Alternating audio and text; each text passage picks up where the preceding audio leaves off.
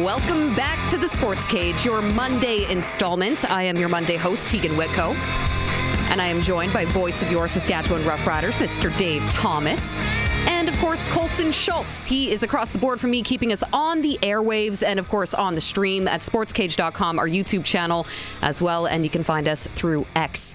And yeah, we're back, boys. We're on the stream. We're all feeling a little bit rusty, not gonna lie. It was all radio only last week, so yeah, I felt like I really had to bring my A game today. And I will also say, now that we're back on the stream, it's kind of nice that it's not minus 50. Minus 16 feels pretty dang good today here in Regina. Isn't that a sad state of affairs when minus 16 feels balmy? I'll take it. I mean, life was rough for Texans over the weekend, too. I was watching a bunch of the footage coming out of the southern United States. Maybe an inch of snow, and people could not drive. It made me appreciate how well prepared we are for the elements in Saskatchewan. See, it's a funny thing, though, isn't it? In how fickle it is, because it's all perspective. Mm-hmm. In Texas, you don't have sand and salt trucks. Or winter tires. Or all-wheel drive. Or, yeah. Well, you know, there's a lot of trucks in Texas. They probably have all-wheel drive. True. There's also a lot of Corvettes that are very low to the ground. That's very true, right? We will take the warmer weather. Warmer, I should say. It's not actually that nice out there, but hey, it's not minus 35 or 45 with the wind chill. I'm not concerned about my car starting when we're done the show here today after 6 o'clock. So we'll take a win where it's at. Colson, how you liking the weather? You feeling good now? Oh yeah, much better. Much better? Happy to be back on the stream? Like you said, a little rusty. We're getting there. Hey, we got this. Our man Colson is going to keep us going here throughout the show today, and we do have a lot of guests that are going to be joining us. All of them joining us on the Western Pizza guest hotline as well. It is the pizza known worldwide for a reason. I love the doorbell sound effect. I was like, where did that come from? Did that scare you too? I think it scared Barty last week. Pizza's here. Pizza's here? Right on. Actually, though? Okay, maybe not. Oh, Colson, don't do me dirty like that. Don't ring the doorbell unless you're actually getting me some Regina-style pizza, okay? Loaded with toppings of Western Canadian ingredients and always cooked to perfection. So we do have a nice jam-packed show lineup. Riley Schick is going to be joining us. Now, you might recognize that name from earlier in the month. We spoke with him before he actually went to Texas. So he was down at the Dream Bowl in Fort Worth, Texas, Dallas. So he was there, former Regina Ram and, of course, Regina Thunder player. He was down there having a little opportunity to chat with some scouts. So we'll hear what his experience was like, what he took away from the whole excursion. Ryder is going to be joining us from Oilersnation. If you're not familiar with that name yet, you should be. Follow them on social media. Okay, so Ryder is from Oilersnation. Ryder and Lisa host a show. And if I'm not mistaken, they had a celebrity guest speak with them recently. Dave Thomas dug this one up. Well, yeah. And again, this takes you back to a bad time 5 years ago when Tiger King was relevant. COVID era. But he's still in jail, and Ryder talked to him. I can't wait to hear about that. Well, he's from Oilersnation too, I should specify. This is a radio program. That's right. We're not just talking Tiger King. Because that was a sport unto its own, wasn't it? We had nothing else to go on. No, that's right. So Ryder from Oilersnation, he's going to help us break down what's going on with the Oilers. And, of course, we'll talk a little bit of Tiger King as well. We have our clutch performer coming up in the 4 o'clock hour. Darian Durant is always going to swing by on Monday. Boy, we have lots to talk about when it came from the championship weekend. Whew. Yeah, I'm excited to dive into that one with Darian. I'm also not sure if his picks were right. You know, I'm going to say that mine were wrong, which generally is the case when I'm asked to predict something. But I really want to know and dive in. Tony Romo on the broadcast. Now, again, being a Cowboys fan, Darian and I, we're not going to pick on Tony Romo. I will. Well, go for it. But I couldn't believe... So that snowstorm was incredible in Denver, was it not? The progression of how nasty it got and how quickly, wild. Absolutely. And so when it got more and more snowy, Tony Romo alluded to the fact that the New England Patriots uniforms might have become a factor in the outcome of the football game. I'm not buying that. I find it very hard to believe, but a guy who's thrown a football in a snowy day or two would absolutely know. And of course, you remember Darian Durant was part of the era when the Saskatchewan Roughriders wore the Stormtrooper uniforms, all white, right? White tops, white pants. I'm curious. It was also interesting. We were talking about this with Colson earlier, how some of the AI technology that they were using on the field, because there was so much snow on the field, they had to use the AI generated line markers for each yard. So it was hard to actually see some of the players because they were blending into the white lines. Yep, absolutely. It was not ideal. Remarkable. And what would seem like a good idea, but if I was going to bet, if I was going to do what Barney does with a sprinkle of the day, I would be very surprised if the NFL lets a team wear all white uniforms late in the season again. But what about the Bengals all white unis? Those are so nice. I'm not saying they're not, but you just can't wear them. Don't take that away from me, okay? You can't wear them in January. Well, they didn't have to worry about that. Yeah, sorry. Didn't have to worry about it this year. I know that one was coming. How are your Cowboys doing, by the way? They wear all white jerseys too, and they may as well not wear them. So lots to unpack with Darian Durant a little bit later on in the show. That's going to be coming up after 5 o'clock. And then Pat's chat, we have Bryce Bunz stopping by. Now, he is their game day manager, and they have a really special event and something unique and cool that they're bringing back tomorrow night, the Pat's Skills Competition. I'm looking forward to this one. I think it's going to be a lot of fun. It's kind of like a NHL All-Star style of event, something that you would expect to see in the NHL. So he's going to break that down for us, and he's also going to let us know what we can expect inside there. It's also a fundraising event as well for Sophia House. Very cool. Which is very, very cool. If you have a question for any of our guests, by the way, so be it Darian or maybe Bryce or Ryder from Oilersnation, Riley Schick, you can always reach out on the Prairie Land Rentals text line at 306-936-6262. That is also a number that you can call us at, like the old-fashioned way. Where you pick up the phone give us a shout. You can do that as well. So Prairie Land Rentals text line 306-936-6262. In case you missed it, a couple of moves by the Saskatchewan Roughriders. They have signed American quarterback Jordan McLeod. So he comes in 6 foot tall, 205 pounds, played college football at Texas State. In 2024, he threw for over 3,000 yards, 30 touchdowns, 70.2% completion rate in his career, 7 rushing TDs. So he also did attend the Buccaneers rookie mini camp in April of last year, which begs the question, and something I want to ask Darian about a little bit later on. What does this mean for the rest of the quarterback room for the Saskatchewan Roughriders? Bringing in another QB like this, you have Cone coming back with the Saskatchewan Roughriders, Tommy Stevens coming back, obviously Trevor Harris already signed again with the team. So what does that mean for Jake Maier? I don't know. I am not the expert here. I'm not a former player here, which is why I'm curious to get some other opinions. I think that this pushes the room, right? You're going to see what you have, and you always have to develop the next quarterback. And saying that, last year the Saskatchewan Roughriders went into training camp with 6 quarterbacks on their roster, right? They had 5 that they had signed, and they had 1 through the U Sports program where they go ahead and use to bring a U Sports quarterback in to do some training. But yeah, it's interesting. And this Jordan McLeod, it's funny because you've heard of that, was it 6 degrees of separation? There's 2 degrees of separation from the CFL and Jordan McLeod, because his assistant quarterback coach at Texas, and Texas State, by the way, to be more particular, was Dane Evans. 6 seasons in the CFL, 5 with Hamilton, 1 with BC. So obviously Dane knows a lot about the CFL, and you look at some of those relationships, right? It's a small league. Somebody said, hey, Dane, what do you think?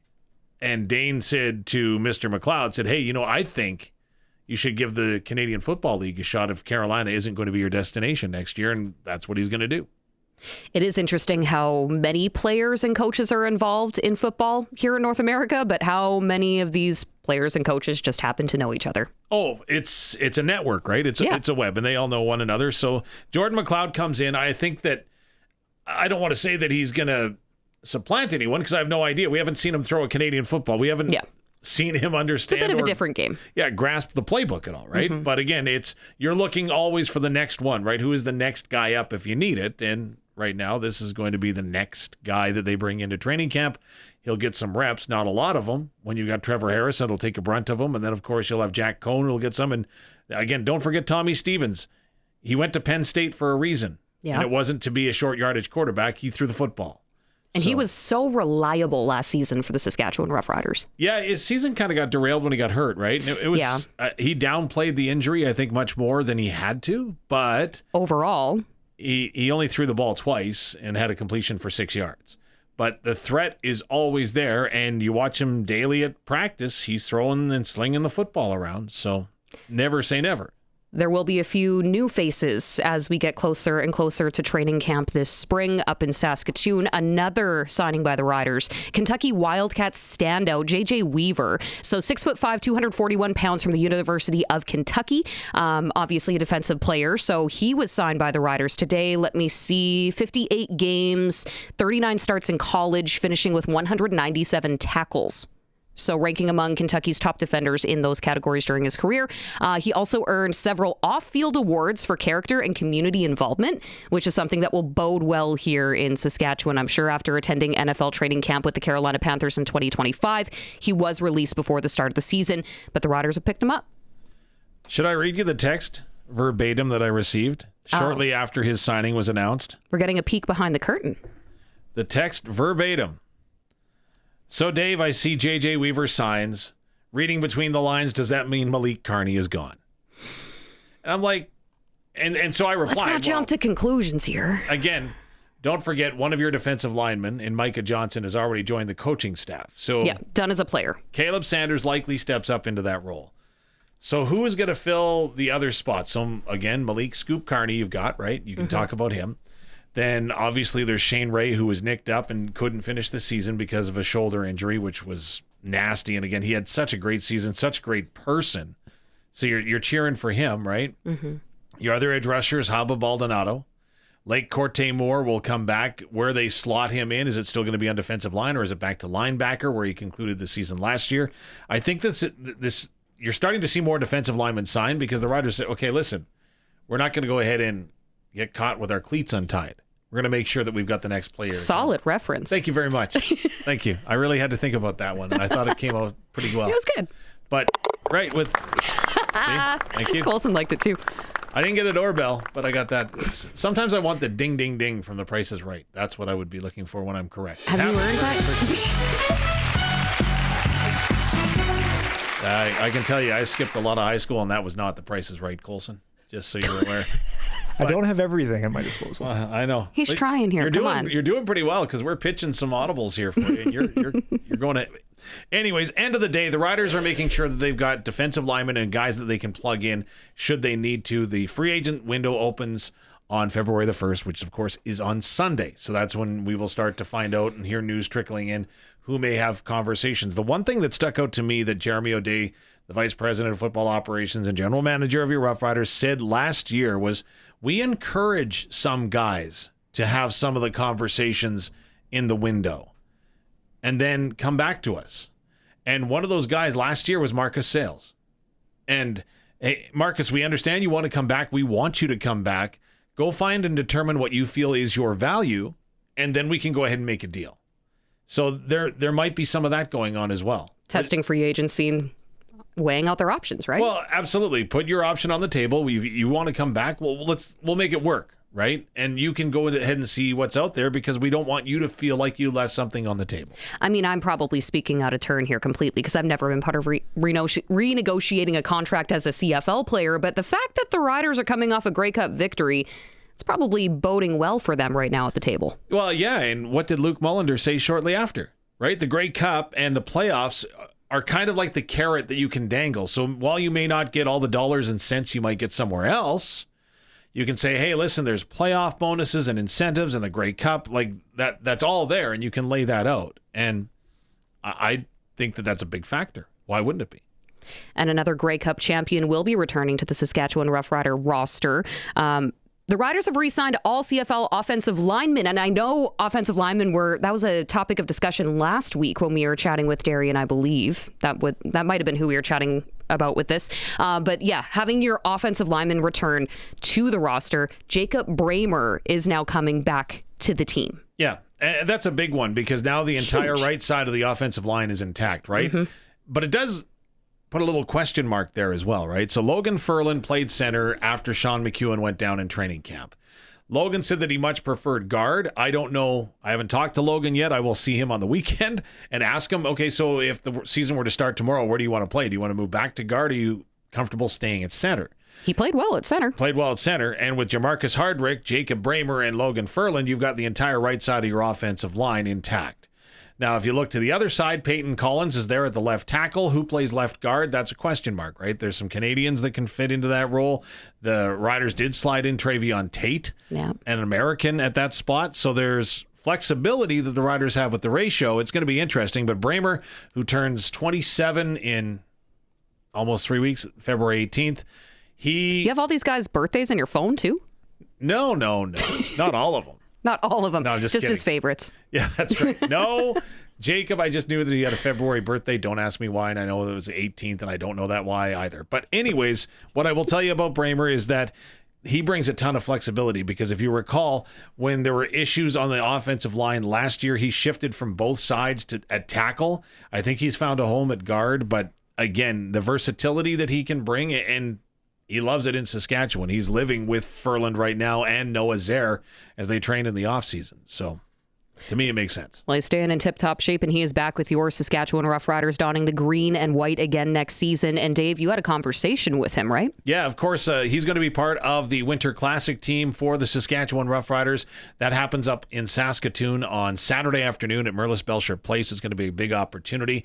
And are you going up there for it? I will be there. Nice. I will be there as they have me doing some hockey play-by-play. Oh, so getting back to your roots. The occasional touchdown makes its way in. But it actually is a really, really fun event. And when you see Noah Zare at 6'8", 325 on skates, like I said, I'm not afraid that he gets started, right? Because he can move. He's an athlete. I'm just afraid, what if he can't stop? Right? There's a lot of momentum swaying at 325. They're signing waivers for this too, right? Like you don't want to see guys get hurt. No, exactly. And some guys aren't allowed to play. Yeah, understandably so. Right? Samuel Emelis, we heard his contract status is that he can't skate. Have we ever seen a fight? Like a good old-fashioned hockey fight? I would love to see that at one of these Winter Classics. No. I know it's never going to happen, but imagine the stories. It does get competitive. I can only imagine professional athletes getting competitive. Yeah, I know. Isn't that true? Well, I did catch up with Jacob Bramer, and the one thing I wanted to know right off the hop after congratulating him on the new deal, just wanted to know if he had his day with the Grey Cup yet. I haven't yet. Well, we had the whole week or two right after the season, or right after the Grey Cup with it. We all kind of paraded it around town a little bit, and then I'm actually signed up to get it here maybe I think a week or so after the Grey Cup. I think I'll get to spend some time with it and then kind of take it around town up here in Saskatoon. How interesting, exciting, cool is the experience when you get an opportunity to share your accomplishment with others? It's awesome. I mean, coming from the States, we didn't really know about the Grey Cup all that much, but then playing up here for the 2 seasons, just getting to learn a little bit more about it. It's been awesome. And then really the coolest thing for me, I tell people all the time, even when I'm doing our presentations at the schools, that getting to see like the emotion that was on maybe like Logan Ferland or Noah Zare's face, just like my roommates, like the guys that were born and raised in Sask, like Jorgen Hughes, just getting to see how much it meant to them. That meant a lot it has made it that more special for me. So that was awesome to kind of get to experience that with this team. Jacob Bramer, you said you didn't know a lot about the Grey Cup. How much do you know about the Stanley Cup? I don't know a ton. Just growing up in Houston, I mean, we have the Stars, and then we had an AHL team in Houston. So I would go watch games there. I have very minimal knowledge about hockey, but I like watching it. It's pretty fun, though. Pretty fun to watch. Opportunity for fans to watch hockey. You're going to be a part of the annual Saskatchewan Roughrider Foundation Winter Classic. That's coming up January 31st in Saskatoon. What's your role going to be? So me, I won't be playing, just don't have the skating background. Don't want to put myself in harm's way, or anyone else, I should say. But I'll be roaming around the stadium, kind of talking with fans, doing some promotion stuff there, and then maybe even some autographs. And then I know after the game I'll join everyone and we'll do an autograph signing after the game. Now, this game actually is starting to take on a competitive flair, as Brett Lothar was pretty upset that his team lost last year. Have you heard some of the chirps that are going back and forth between him and Chris Getzlaff and Joe and Kian Schaefer-Baker? Oh, yeah, no doubt about it. Yeah, it's definitely a charity event, but there's definitely going to be the competitive side, right? So I know Brett, and Brett loves to win, so he's one of the biggest competitors on the team, whether it be that, we're playing cornhole in the locker room, anything. So, or even ping pong. He wants to win all the time. So yeah, it'll be a fun game to watch. It'll be pretty competitive.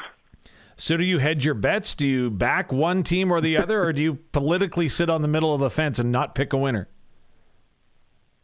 I'm in the middle of the fence. I kind of just play both sides to it, you know? I'm in a win-win situation that way. There you have it. Jacob Bramer talking about, of course, re-signing with the Saskatchewan Roughriders. He's coming back, and he's getting ready for the Winter Classic up in Saskatoon this weekend. Mm-hmm. Can you do me a favor, Dave? I have not had the pleasure of attending one of these before, so set the scene for me. Paint a picture.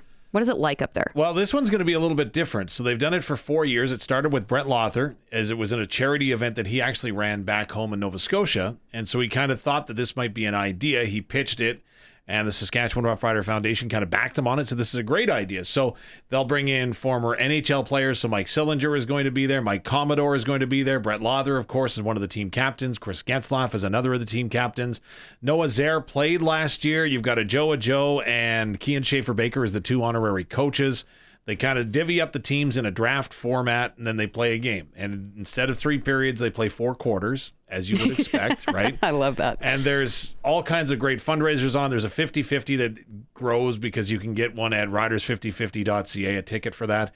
And then also this year, the Grey Cup is going to be in attendance. The Grey Cup will be there Naturally. So that fans show up in Saskatoon. You can do the pictures, you can do all that stuff. And then there's an autograph signing after the fact with all the guys that are still there and hopefully unhurt, and they'll come up, sign autographs. Oh, they'll be fine. And yeah, no, it's a huge fundraiser for the Saskatchewan Roughrider Football Foundation initiatives, but then it's also a lot of fun just in general. Having KSB and a Joe as the coaches, I'm not sure who would put the fire in your belly more, because they're both fan favorites for a reason, and they're highly energetic gentlemen. Well, Joe had just signed with Indianapolis last year prior to the Winter Classic. Yep. So he gave a speech in the locker room, which was hilarious in my opinion, because he went ahead and he gives the speech, and you could hear it from the concourse. And that's not like that's a jaunt to get from the dressing rooms to the concourse. And Joe was just ready to go. And then Kian Schaefer-Baker, he made the mistake of not wearing socks. It was his first time, I think, on a hockey bench in a long time. So he didn't wear socks. So I think he was pretty cold. But the two of them, they have you thought that, I don't know, Don Cherry back in the day, right? Mm-hmm. Like these two come in style, dressed to the nines. No socks, though. Yeah, I think he felt that last year. That's a risky move. Yeah. So I hope he got a sock sponsor. Well, we could. We could have. I don't know. We should, because it was chilly for him last year. And then, yeah, like I say, there's community people, different. Again, the teams are. It's pretty interesting. It is, and like I say, so last year, Team Getzlaff, of course, Chris, at 1 year brought his brother Ryan out. So that wasn't last year. That was 2 years ago. But last year, Team Getzlaff got out to a pretty good lead. And you could see Lothar really getting going and rallying the troops. And like Andy Fantus was there last year. So there's names from today and yesterday there. It's pretty cool. Worth the drive up to Saskatoon. And that's on Saturday afternoon, right? Saturday afternoon. Okay. Don't ask me what time puck drop is. It's sometime after lunch. Aren't you the one calling the game? I know. I know. Come on. I know it's only Monday. You got some time. That's right. You'll figure this out. It's good. It's all good. So let's shift gears from hockey/football onto curling. So Saskatchewan, of course, the Scotties Tournament of Hearts is underway, and Saskatchewan represented by Regina's Jolene Campbell. So that's Pool A. They improved to 2-1 this morning, and a 6-5 win over Nikki Kaufman from the Northwest Territories, that rink. So they do have one more game coming up tonight, 6 o'clock, against the 1-3 Quebec rink. But we had a chance to actually hear from her a little bit after her first match of this tournament. Yeah, absolutely. And again, she kind of squeaked one out today. She scored 2 and 9, had to steal 2 and 10 for the 6-5 victory. but the pressure is already on because they have the worst draw out of everybody. They're one of the lowest seeded teams, and again, that's just a ranking systems that Canada Curling does. Didn't give them any respect coming in, so they missed the opening night. They missed the opening morning draw with her pool, and then she gets thrown onto the ice after every team has played one game already at very least. And she drops it to Nova Scotia. Again, Nova Scotia knew the ice, they didn't, so on and so forth. And then she was already being pestered about, hey, you've lost a game. You could be out of it already. And I'm like, it was her first game. But Jolene welcome responded. to curling. Yeah, Jolene responded accordingly. Don't make any one game to be too much. I know when I was chatting with Vic before the game, he's like, 2 losses is going to be too many. And it's like, you just kind of have to not worry about it. It's a tight round robin, right? It's kind of a short round robin. Every team is good. Also, everybody's beatable. So you just have to go out and throw the rocks and try not to worry about the rest of it. Of course, that was Regina's own Jolene Campbell, who was at the Scotties Tournament of Hearts. Next game coming up tonight at 6 o'clock local time, taking on Joliane Fortin, the 1-3 Quebec rink. So we are running out of time here. Geez, there's so much more I wanted to get to, but I guess we'll have to save it for the rest of the show. We got a jam-packed one here still to come. We haven't even touched on the NFL yet. There's just so much more to dive into here. So in the meantime, we are going to get set for our next guest, who is Riley Schick, former Regina Thunder and Regina Rams player of Lumsden, Saskatchewan. You might recognize the name because we chatted with him prior to heading to the Dream Bowl in Texas. So we're going to find out what that experience was like for Riley in just a bit. This is the Monday edition of the Sports Cage, brought to you by Keln Solar. 35 years of experience moving water from a dugout to a well without electricity. Visit kelnsolar.com to find out more for your livestock operation. We'll take a quick break. We'll be right back on the other side. This is the Sports Cage on the home of local sports on 620 CKRM and streaming at sportscage.com. Well, thanks for taking the time to join us on the Monday installment of the Sports Cage. We are back streaming at sportscage.com, our YouTube, Twitter, X, whatever you want to call it. We're there too. And of course, we're on your radio at 620 CKRM. I'm Teagan Witko, your Monday host of the Sports Cage. And I'm joined alongside Dave Thomas, voice of your Saskatchewan Roughriders. And of course, Colson Schultz, manning the show, keeping us on the radio and on the stream. I forgot to mention, by the way, if you join in the conversation at any point on the Prairie Land Rentals text line, we do have a prize to give away today. And if you want to be entered for it, maybe send in the word Pats, because not only do they have their skills competition at the Brand Center tomorrow night, they will also be hosting the Moose Jaw Warriors Saturday evening at the Brand Center. So if you want a chance to win some tickets for that, hit us up. Send in the word Pats in your name, and we'll get you in that draw. Colson will make that at the end of the show today. The number, 306-936-6262. A good old Trans-Canada rivalry showdown is always one of my favorites, and it has nothing to do with the fact that I'm from Moose Jaw, okay? It's going to be fun. You keep telling yourself that one. Okay, maybe I am a little biased, but it's fine. It's fine. Yeah. So if you want a chance to win some tickets, again, Prairie Land Rentals text line 306-936-6262. I do not want to keep our guest waiting any longer. All of our guests join us on the Western Pizza Guest Hotline. I'd like to welcome to the program next, Riley Schick. Of course, you might recognize that name from the Regina Thunder or the Regina Rams, or just a good old guy from Lumsden, Saskatchewan. Welcome back. Welcome back to Saskatchewan. Thank you for having me back on the show. I really appreciate it. Of course. We chatted with you just a couple weeks back before you headed to Texas to participate in the Dream Bowl.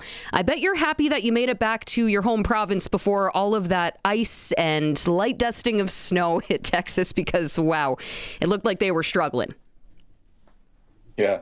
I honestly didn't really feel like I felt home for that long because when I was down there, it was, I think the highs here were the lows there. So the one morning, I think it was only 5 degrees, and I think it was 5 degrees here. So it wasn't that much of a change in weather, that's for sure. Did it give you a little bit of a competitive edge there, Riley? Oh, for sure. I think the one morning, it was probably 5 to like 7 degrees outside and windy and blowing, and all the guys from Florida or guys from down south were like, man, this is crazy. I've never been in something like this in my life. And I was just out there in my shorts and t-shirt and still trying to soak in all the sun, and everybody's saying I'm crazy, but I was just happy to see sun. Yeah, no kidding. Take the sunshine where you can get it. Maybe talk to us a little bit about being in Texas for the Dream Bowl and having an opportunity to really show your stuff, Riley, especially in a place where, let's be honest, that's football country in Texas, right? It's built into the fabric of their society, much like it is here in Saskatchewan. So kind of run us through what that felt like. Yeah, going down there in general, getting the invite was a true blessing in its own. A kid coming from Lumsden, Saskatchewan with maybe 2,000 people going to Texas for a football showcase, which is the best place for football. You heard Saskatchewan was the mecca for football, and it was getting compared to Texas. But you go down there, and it's different. Like the practice field we played on was a high school that had seating that was bigger than any high school field I've ever seen. And talking to one of my other buddies, he was down there for a different show, and he said that stadium sat as much as Mosaic did, and it was a high school stadium. Like it's different down there for sure. But all of it in itself was just a true blessing to go down there for sure. So Riley, as an offensive lineman, how did you do? I think I did very well. Listening to what my agent has said, everything went very well, and I was able to get some film at guard, which I haven't been able to do pretty much my whole career. I've been locked in at center, but getting that guard film out there for the CFL teams kind of just gets rid of that question mark that's over my head that, oh, can he play other positions? He's only ever played center. So going down there and getting a chance to play guard, especially against tough competition, really played in my favor. How does the change come about? Do they ask you? Do they approach you? Is it something that you requested? No. The two guys that they had slotted in at center, they kind of said that they only play center. I was like, well, when I was with the Riders for a little bit, I played guard, so I'm comfortable there too. In practice, I got a couple center reps when I was able to, just filtering in and out. But playing at guard, ended up being a good thing. Can you take me through the process then, start to finish? You arrive in Texas. You obviously have meetings and practices leading up to the game, and then following the game, are there exit interviews? Are there opportunities for you to learn? Yeah, so our film got sent out to us just recently, so I can watch that and then be able to send that to teams as well. But got down there on Wednesday, and everything started on Thursday. So Thursday midday, we had a little bit of a combine going on, and our first walkthrough practice. Friday, then we had two practices. It was like a training camp 2 a day. Practice in the morning, went back to the hotel, had lunch, practice in the afternoon, had a little bit of meetings. The meetings weren't too intense because the playbook was very basic. They want guys to just be able to go out there and run around, have fun, play football the way that they can play football. The two teams aren't trying to out-scheme each other. They're just trying to let players play football, which is really nice. And then Saturday, we had one more practice, and then we got actually a tour of the Cowboys Stadium, which was awesome. That's where the game was held, was at AT&T. So we got to walk through all of the suites. We got to walk through locker rooms. We got to walk through the concourse. We got to look the very top platform down at the stadium and got to learn a bunch of facts. And then on Sunday at noon, we were playing the game. Did you get to run through the tunnel at AT&T Stadium? We did. Our team actually got lucky. We were on the side that the Cowboys run through, and we're the only team. They're the only team that runs out on the 50-yard line. So our team got to, for walkthroughs, we got to go through there. But through the game, we went through one of the side tunnels. But we're just walking out there for the pregame stuff through the tunnel that they walked through with the big Cowboy star up there is super cool. Obviously, as a Canadian and University of Regina Ram, Riley Schick, you obviously are accustomed to the Canadian game. You get down to the States and that 1 yard off the ball changes. Does that change the way you had to approach? Does that change anything about your technique? Yeah, for O-line, I think it's probably the one position other than maybe D-line that it changes a lot of stuff. The hand punch timing's different. How many steps you can get in the ground before contact is different. The speed of which things happen, the game speed is the same, but the speed at which things happen a lot sooner. So you're getting that pass rush a lot sooner. You get into contact a lot sooner. So just the little things like that you have to get used to for sure.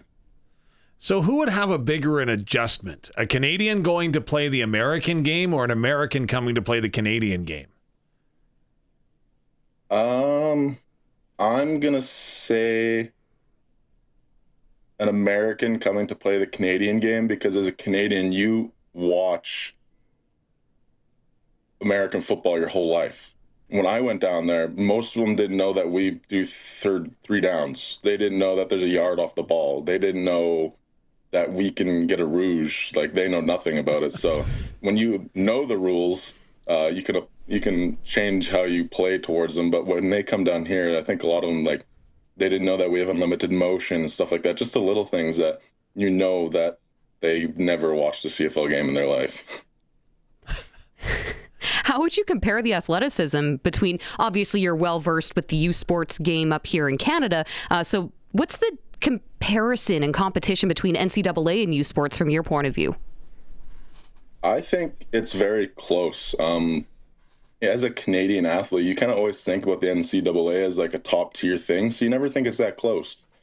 But even talking to a lot of the guys down there, I think the Power 5 programs or the Power 5, I don't think we compare to those guys. Like Alabama, Georgia, guys like those are still like a little bit of our reach.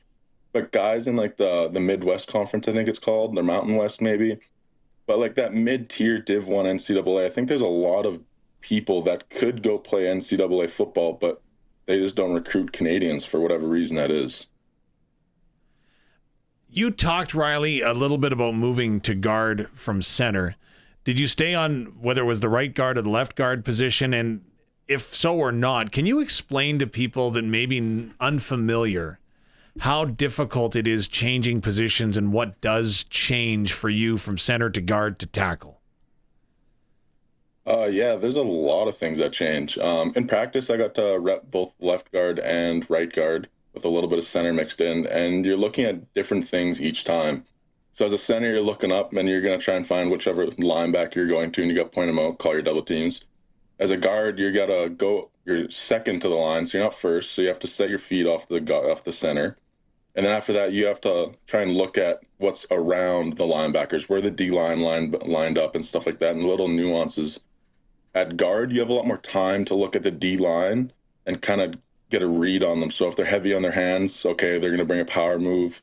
If they're light on their hands, it could be a twist coming at you.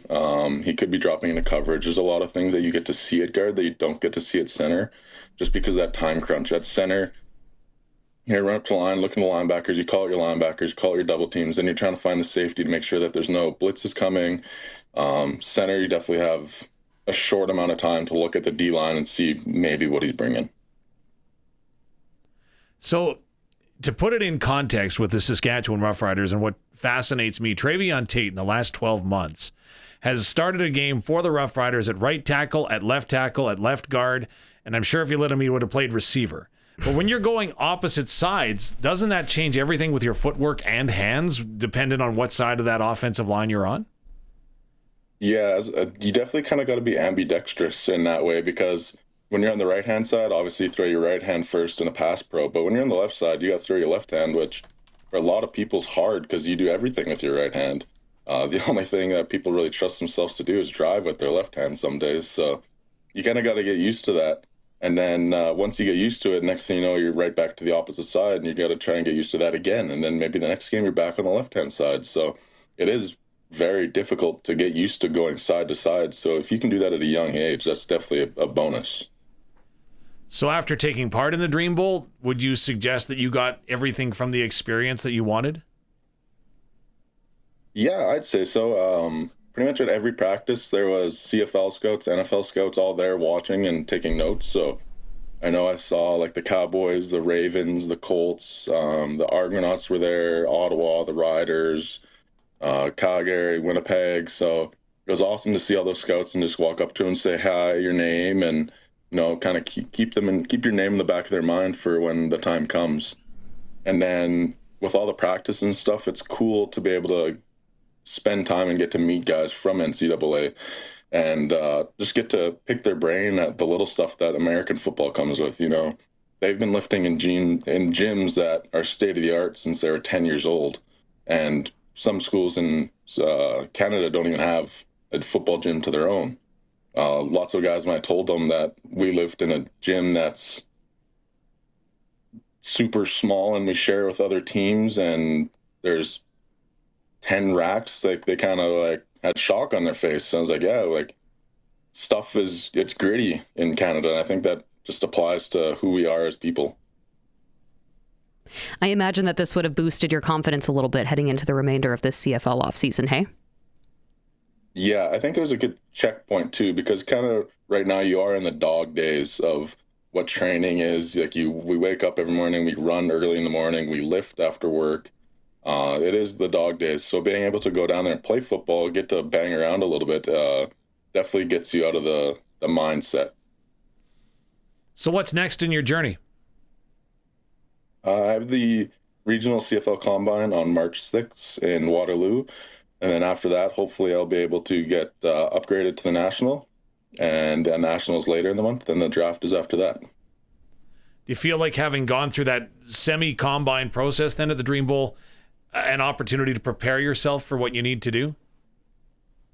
Yeah, absolutely. Even in our testing or our runnings and stuff right now, the guys who are going to the combine, we have specific stuff that we work on. So it's not just running form anymore. It's how you can get out of your 40 faster. It's how you can stop and go the other way in the 5-10-5. So we have a lot of specific training that we have to do right now. So getting used to that and then actually getting to test it from what my numbers were maybe last year at the end of the season to at the Dream Bowl is able to fix your mindset and say, I am getting progress, not just I'm stagnant all the time, because it does get repetitive a lot. It's great that we're doing this virtually, because if you were in front of me, I'd fear that maybe you'd go ahead and you'd give me the two-hand block on this question. But just listening to you, this really sounds like this is a challenge and an opportunity for you to prove yourself. Is that the way you approach it? Does nerves, does anxiety come into this process? Because it's a long one, and obviously you're looking to fulfill a dream. I've always been like, growing up, I never really got nervous. I was always a big believer that nervousness and excitement have the same feeling in your gut. And it's just which one you tell yourself it is, that's which one you have. So I've always kind of just told myself I'm really excited for the next opportunity, but being able to do this in general is awesome. So just telling myself that I am excited and that I can prove it to myself, because growing up, I never played football till grade 10, and I played 9-man football. And then I never received any scholarships out of high school. I was a walk-on the Regina Thunder, and I started ever since. So I've had a lot of people tell me that I can't do it. When I was playing baseball, said that I was unathletic. I wouldn't make it to the NCAA in baseball and stuff like that. So being able to prove everybody wrong is definitely a big motivator. What position did you play in baseball? I was a first baseman pitcher. Okay, he's got an arm too. Wow. A little bit. I like to sling it in practice sometimes when they need me. So the more you can do, right? Exactly. Best ability is availability. So what would you tell yourself if you go back to that grade 12 young man, the young Riley Schick that's there, would you tell him anything at all? Because you look, again, you're a walk-on. Right. And I don't want to disparage that, because that's an amazing accomplishment for you to believe in yourself and then go ahead and get the coaching staff to believe in you as well. But now you're running out where the Dallas Cowboys run out at AT&T Stadium. I think this goes for a lot of people. When I finished, I played football in grade 9 when Lumsden had a bantam team for the first year, and we went 0-9 and got slaughtered every game. It was not great. And I looked at my high school football coach and said, I'm not playing football. And he said, yes, you are. I was like, I don't know. Like, I don't think I'm going to play football. Sorry to let you down, because he was my neighbor growing up. So all my life, he's like, you're going to play football and you reach high school. Yeah, you are. I was finally told him, I was like, no, I'm not going to play football.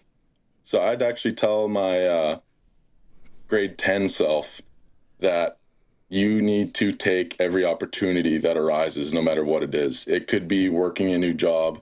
It could be playing football and playing sports in general. But everything that you do is for a purpose.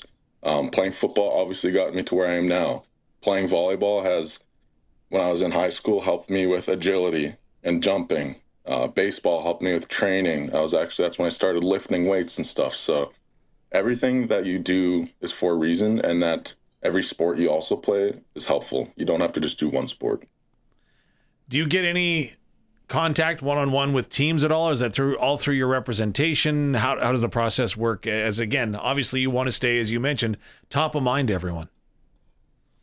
It's more through my representation now, but I was hoping at the show to talk to some teams, but our schedules were pretty busy, so it didn't really ever end up coming around to that, sadly. But I was hoping to, but there will be interviews at both combines, I believe, so. I can't imagine. I wouldn't want to be asked some of the questions I've heard about the combine interviews, but I've heard about some pretty dumb questions. I've also heard of those ones. See, so I've just been preparing you throughout the course of the show for your combine interview with as many dumb questions as I can come up with. You're welcome. This is truly why we invited you on, Riley. Oh, thank you very much. Thank you very much. I do want to know, though, in all seriousness, we now have the stage set for the Super Bowl, and I got to get your take on this one. I imagine you've been following along, paying attention. Seahawks, Patriots, who you got and why? I'm going to go with the Seahawks because the Patriots have had too easy of a schedule, especially in playoffs. They go against the Texans, and they have 4 interceptions, so that's got to be easy. They go against a backup quarterback and Jared Stidham in a snow globe bowl. Like, the Patriots are going to win that. So I think they had the easiest schedule all season, so I think the Seahawks are going to come out and give it to them pretty good. All right, we'll mark you down for that. I'm going to put that in ink because I think that's a very great prediction on your part. Yeah. No, I like that one. I'm also going Seahawks, just mainly because the other co-host of the SportsCage, Barney, is a Patriots fan, if you can't see the Patriots flag behind me here in the studio. So I just got to go against him. Smart pick. Yeah, I'm right there with you, buddy. Okay, fresh back from Dallas, Texas, of course, in the Dream Bowl, our lovely guest, Riley Schick, homegrown offensive lineman. Thank you so much for taking the time, Riley. We really appreciate it. Thank you for having me on again. Of course, we'll chat in the near future, I'm sure. Sounds great. Of course, Riley Schick joining us on the Western Pizza Guest Hotline. It is the pizza known worldwide for a reason, loaded with toppings of Western Canadian ingredients and cooked to perfection. No doorbell? Okay, I see how it is. Thanks, Coulson. Next time. Next time? Next time. Okay, well, we can't overuse it. That's the other thing, right? Oh, that's true. Okay, still to come, Ryder is going to be joining us from Oilersnation, the Sauce podcast. We got lots to talk about in terms of hockey. Darian Durant is going to be joining the program after 5 o'clock. So if you do have any questions for either one of those folks, you can always reach out on the Prairie Land Rentals text line at 306-936-6262. You can always shoot us your questions, or if you just want a chance to win some Pats tickets. They're going to be hosting the Moose Jaw Warriors this Saturday at the Brandt Center. So just send in the word Pats and your first and last name so we can get you into that draw. At the end of the day, the end of the show, rather, we will be making that draw. Coming up next, we do have your sports ticker coming up. So hang on tight. All right. This is the Sports Cage on the home of local sports on 620 CKRM and streaming at sportscage.com. Taking a look at your sports ticker. Of course, the Saskatchewan Roughriders have signed American quarterback Jordan McLeod. He was at the Tampa Bay Buccaneers rookie minicamp in April of last year. Kentucky Wildcats standout J.J. Weaver also signed with the Saskatchewan Roughriders. And, of course, all CFL offensive lineman Jacob Bramer is returning to the club in 2026. On the slate tonight in the PJHL, we got the Regina Silver Foxes at the Regina Capitals. Scotty Tournament of Hearts continues. Saskatchewan's rank is represented by Jolene Campbell of Regina. In Pool A, they improved to 2-1 this morning with a narrow 6-5 victory over Nikki Kaufman from the Northwest Territories in her rink.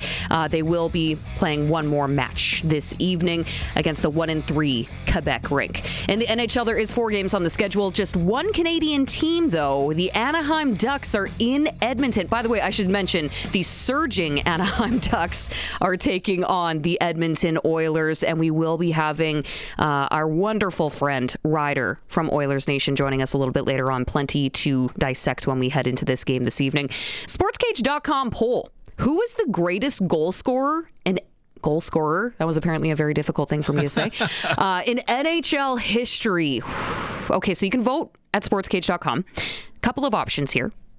The first of which being Gordie Howe, Wayne Gretzky, Sidney Crosby, Alex Ovechkin, Connor McDavid. What do you think, Dave? I'm biased. I go Gretzky. Like Gordie Howe was good. It was a different era. Gretzky played again when it was wide open. True. I don't know why I'm not a big... Pads were a bit different back then, too. Yeah. Goaltending entirely different. You have to give Alexander Ovechkin his due, but I don't know why I don't. Sidney Crosby scores big goals, but again, he was part of clutch and grab era. True. So when goal scoring was really, really low, but Crosby persevered, and I think it's too early for McDavid. I agree that it's too early for McDavid, but I think he'll get there. I think he will be in that conversation as his career progresses, but I'm going to challenge you on this. Okay. Gordie Howe has a hat trick named after him. Yeah, very true. How is he not the leading scorer of all time in NHL history? He's absolutely iconic. Maybe I'm a little biased because he's from Saskatchewan, as am I. His longevity speaks for itself, right? Yeah, iconic. Yeah. Absolutely. So I'm going with Gordie Howe. That's my vote. I do not. Is there a wrong option amongst them aside from I was going to say Crosby, but Ovechkin? There is a wrong answer. It's the one that I don't pick. Yeah, okay, fair enough. But Cool. I'm curious. And again, it's Wayne Gretzky's 65th birthday today, right? So 65, hey? So Yeah. he can officially retire now. he can collect his CPP, I believe, as of today. Okay, wow. Well, that makes, yeah. I don't know. Does he get his old age pension too? Someone will be able to correct me and tell me. I'm pretty sure he would. But is he living in Canada? Is that a requirement? Do you still have to be a resident of Canada? I think you just have to have paid in, don't you? And he would have done that when he was working in Edmonton. Air quotes working. Yeah, working. Right? I'm willing to bet he probably isn't too concerned. No, I think he might be okay. He might be all right. He might be okay, but it's just the idea that Wayne Gretzky is 65. Yeah. Wow. It's a lot of hockey. A lot of hockey played. Well, happy birthday to Wayne Gretzky, but I'm still going with Gordie Howe. I'm sorry. Greatest goal scorer in NHL history. Let us know what you think. There you go. SportsCage.com. Speaking of hockey, we are also giving away those Pats and Warriors tickets for Saturday night. So make sure that you text us 306-936-6262 on the Prairie Land Rentals text line. All right, we're going to have to take a quick break here, and then we'll be back on the other side. We got your news coming up, and then Ryder from Oilersnation, specifically the Sauce podcast, will be joining us on the other side of 4 o'clock. This is the Sports Cage, and it's on the home of local sports on 620 CKRM and streaming at sportscage.com. Appreciate you taking the time on the Monday edition of the Sports Cage. Of course, I am your Monday host, Teagan Witko. I am joined alongside Mr. Dave Thomas, your voice of the Saskatchewan Rough Riders, and Colson Schultz, keeping us on the air, on the stream at sportscage.com, as well as our YouTube, our X account as well. And we do have a fancy new camera here, so if you're not watching the stream, then you missed out on that. I love that thing. It's like a spy cam up in the corner. It was like the overhead cam. They're going to do replay later to find out who was onside and who was offside, just so you're aware. Oh, good to know. That's how they're going to air check us going forward, hey? Yeah, that's right. Okay, I like that. You can always join in the conversation with us as well on the Prairie Land Rentals text line. Whatever you need to get the job done, Prairie Land Rentals probably has it. Also, an official Husqvarna snow thrower dealer, and you might as well deal with the owner. Locally owned right here, 600 Albert Street in Regina. So go hit them up. And a bunch of people already texting in for a chance to win those Pats and Warriors tickets this Saturday at the Brand Center. Just simply send in the word Pats along with your first and last name. Now, there was a texter that messaged us, and I was very confused because they alluded to Barney, and they said, yeah, go Pats.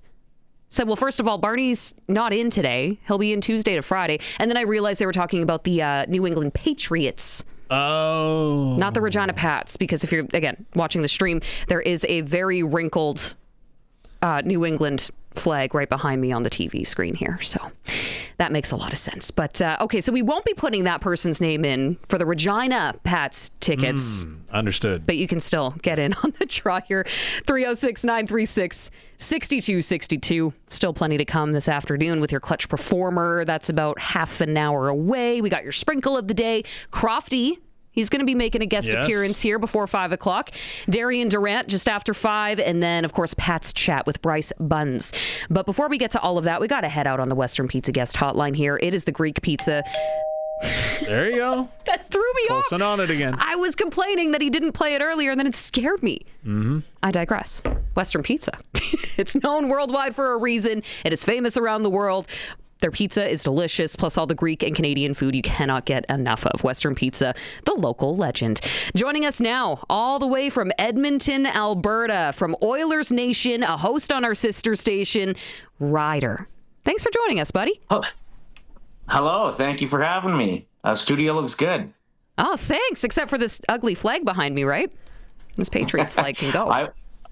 I was thinking how unprofessional it looks that I'm calling you from the living room, but I haven't got my home studio up and running yet, so.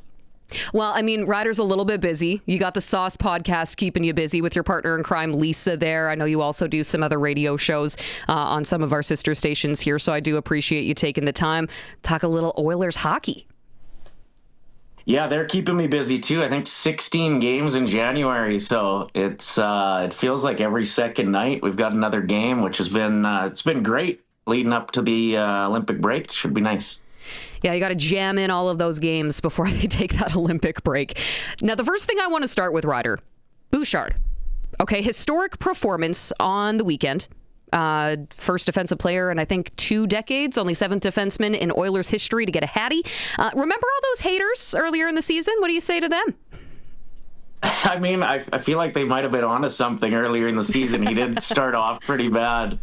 But even his bad is better than most's good. So I think a lot of the haters, it is quite surprising how negative they are about his play, because you see games like that out of him. I mean, we haven't seen a game like that out of him, but you see great performances constantly. And like in the playoffs last year, he was absolute, like locked in offensively, defensively. He's a beast on the power play. I do feel like if he was in an American city and there wasn't such a spotlight on him, that he'd probably be on Team Canada this year. He should be. And probably get a lot less flack about those mistakes. But everybody here has their phones out recording him, hoping he makes a mistake so they can post it on Instagram. Yeah. Well, and as you mentioned, you got a jam-packed schedule for the Oilers heading into that Olympic break. So how important was that win for the team?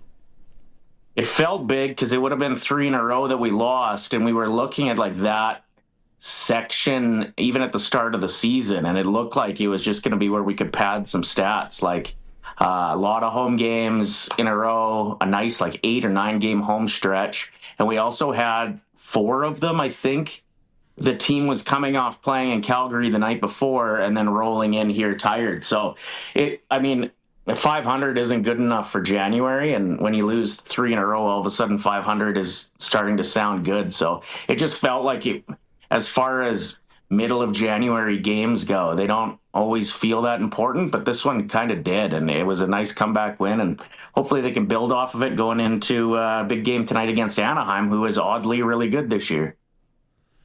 How difficult is it to be an Edmonton Oiler? Like, good grief. You made the Stanley Cup final each of the last 2 years, but hearing what you're saying, Ryder, I get the impression that fans take pictures of the way the Oilers park their cars in the parking lot at practice to just critique something. Yeah, it feels like this used to really be just known as a sports town. Everything was well supported, from the Golden Bears to junior hockey. And over the last few years, it feels like it's just really become an Oilers city and then everybody else. I mean, the Riverhawks are pretty well supported. I think if the Elks could put together a winning season here, we'd start to see those stands fill up a bit more again. But the spotlight is on... It's on the Oilers. So they have a bad night. I mean, everybody knows about it. Their neighbors probably texting them about it. Like, it's just everybody's locked into the games. We know what time the games are going to start. You got your bets in. You're texting your buddies about it. This town kind of shuts down when the Oilers are playing. Well, it's the old Charlestown Chiefs, right, from Slapshot the movie, right? We know who owns the Oilers, but do we know who's the starting goalie? Because there's 3 of them there and nobody's running away with it. Yeah, I think we know it's not Pickard at this point. I think most of the fan base seemed to be pretty excited about the Jari and Ingram duo, and we've seen a lot of like decent duos around here. I think back to like when, Mike Smith was going in and he could like handle the puck so well, and it was so different than Koskinen at the time, but Koskinen would put up good games other than letting in the first shot every game. But now, it seems like maybe we found our duo. It wasn't the best performance on Saturday night, but I also think when you're playing the Washington Capitals, if you're having a bit of an off night, they can make it look pretty rough. Anaheim comes in. Boy, they're hot. 7 wins in a row. They're 3rd place in the Pacific Division, right behind the Oilers. What do the Oilers need to do to make a statement in this game? I think it was just a couple games ago against the Penguins where they let in 3 goals in 37 seconds. So I would say maybe do the opposite of what they did against the Penguins. A good start. You know, if you can keep the game tight, we've seen it a ton of times this season, and either the other team gets a penalty or it's the last 2 minutes of the game, we've got the guys that are just better, and they kind of save just a little bit and can look absolutely terrifying to the other team if we're in a position to win. So, like, close games, I like our chances. Overtime, I like our chances. And hopefully play off the fact that Anaheim was in Calgary last night and might have their road legs on them. That seems to be a bit of a thread, right? You know, road teams coming into Edmonton from Calgary, and it's always going to be an interesting matchup, especially when you have a hot team coming in to Oil Town. But I'm curious, as someone who actually lives with a Calgary Flames fan, Ryder, why do I want to be an Oilers fan? Sell me on it. I mean, if you enjoy watching greatness, it's hard to beat that. I go down to Rogers Place and I can't believe I'm graced this opportunity. It feels like I'm in Chicago in the 90s watching MJ. Like, McDavid is just so elite.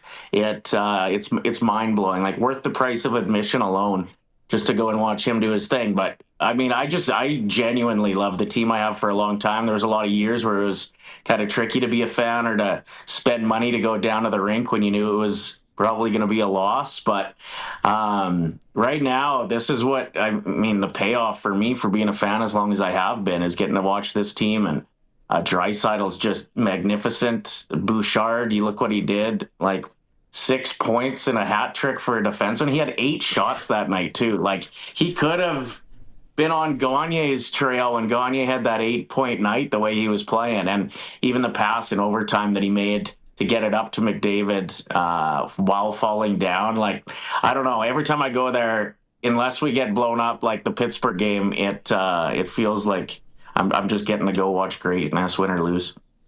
You mentioned a lot of players' names in that response, and there is a lot of talented hockey players on this roster. But I wanted to get your take on Zach Hyman. Do you feel as though maybe that was an Olympic snub there? Do you feel like he should maybe be considered if a spot opens up on the team? Yeah, I mean, to me, you look at what they decided to do in 2010, and it was let Kunitz tag along because Crosby knew how to play with him. And you do see, like, at the Four Nations, I felt this way with McDavid, that they spent half the tournament trying to find somebody that could play with him. And I think the tricky part is you not only have to keep up with his feet, but he's thinking 3 steps ahead of everybody else. So I know that they tried some other guys on his line over the years here in Edmonton and internationally, and it's just hard to find somebody that gels with him immediately. Marner managed to do decent in the Four Nations with him, so I wouldn't be surprised if those two end up playing some shifts together. But Hyman has figured out where to be, even if he goes and stands in front of the net and McDavid just banks it off of his face. He's there. And over the last 20 games, I think he's the leading goal scorer in the NHL. The last I checked, like 17 goals in his last 21 games. Other than when he was injured, he was on pace for like 60 goals over the last year. He kills penalties. He great on the power play. You can trust him to go out and get 8-10 hits a game and not take a stupid penalty. I have no understanding of why he wasn't a shoo-in onto that team. Without taking a stupid penalty. I feel like you're looking right at me as a Canucks fan and Evander Kane, but I'll leave that there for now. Or truthfully, Tom Wilson too. Like, I get he's an amazing player, but with 4 minutes left, I don't know. I'd trust Hyman out there more not to take a penalty that could lose you the tournament. I do like Tom Wilson, and I'm glad he's on the team as well. But there are some guys like that can get themselves in trouble. Well, I think Tom Wilson's high note of the season was in Edmonton. Or no, sorry, wrong. Anyways, what I was going to say when it comes to the Olympic break, though, and you mentioned Zach Hyman, you mentioned Evan Bouchard, is it a little bit of a blessing in disguise that they're not going to the Olympics? They played a lot of hockey the last 2 years, and if they get a break, that could be dangerous.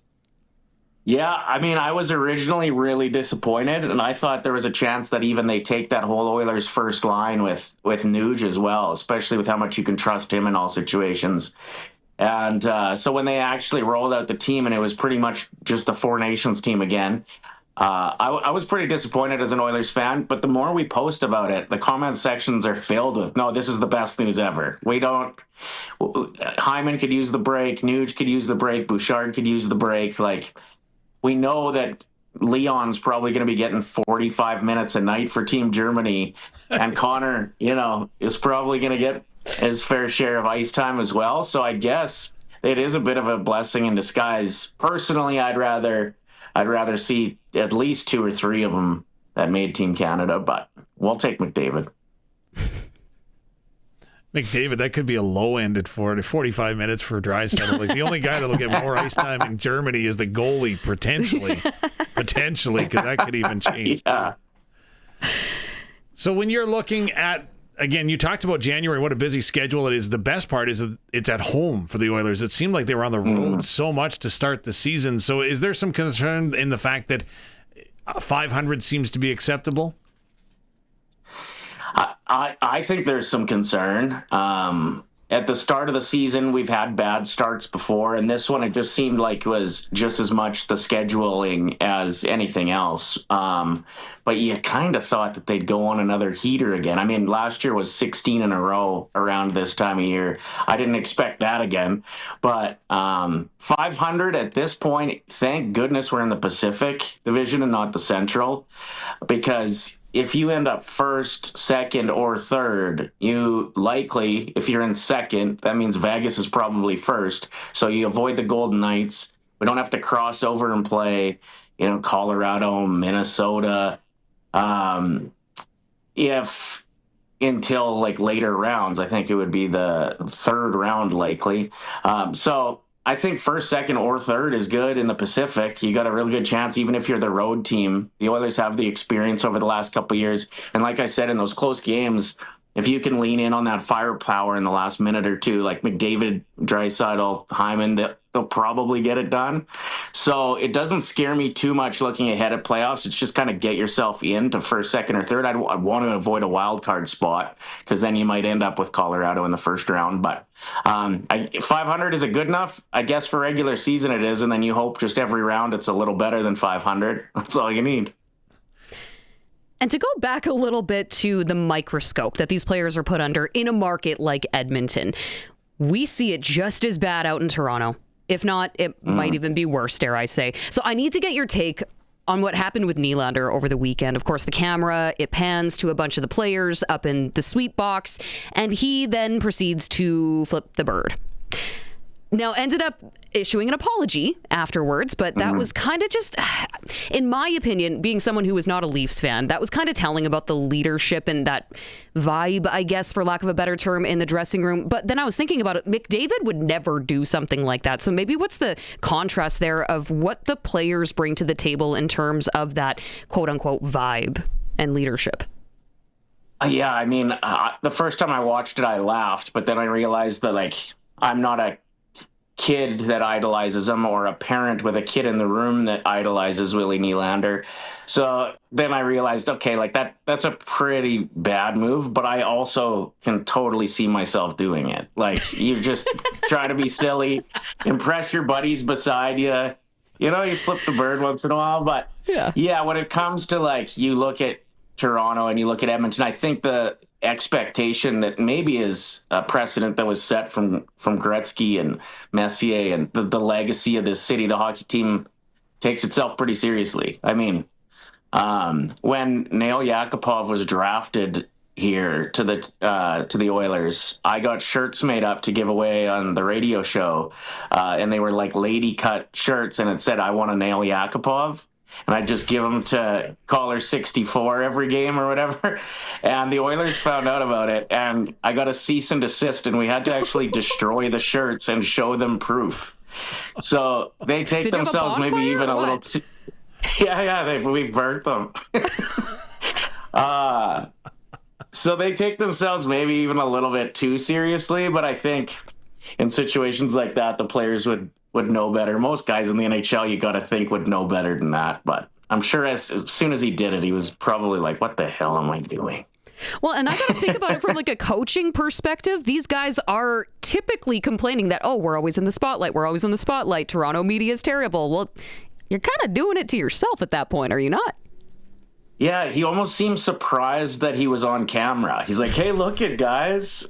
But aren't you always on camera in Toronto? Like, there's wall-to-wall coverage on TSN of what they had for breakfast. You'd think they'd get used to the camera. Well, that's like going to a Raptors game, sitting courtside and thinking, oh, well, I'm not going to make it on the broadcast. Right. See, the devastating part of this story is that when I moved here, as I was told that was the Regina Ring Road salute, I didn't think there was anything wrong with it. But when I do want to get your opinion, though, but you talked about Colorado. You mentioned Colorado, and obviously Colorado is going to put the fear in anybody right now, the way that they're playing. But is Vegas slowly making themselves into that next team that you should be scared of in the West, just because somehow way through a series of IOUs and car wash tokens, they stay underneath the salary cap with everybody that they seem to be able to bring in? But I would be scared. Yeah, it's just surprising to me that every year, whoever the number one free agent is going to be, whoever like the biggest name on the trade bait board is, Vegas is always in the mix, whether they get them or not. Like, I don't remember the last time the Oilers were in the mix for a big name at the trade deadline. And why? Like, now that this city has seemed to become a place that you can sign free agents to because they want to play with the best players in the world, you'd think that sell off some of the team. But yeah, Vegas, what they put together every year is very scary.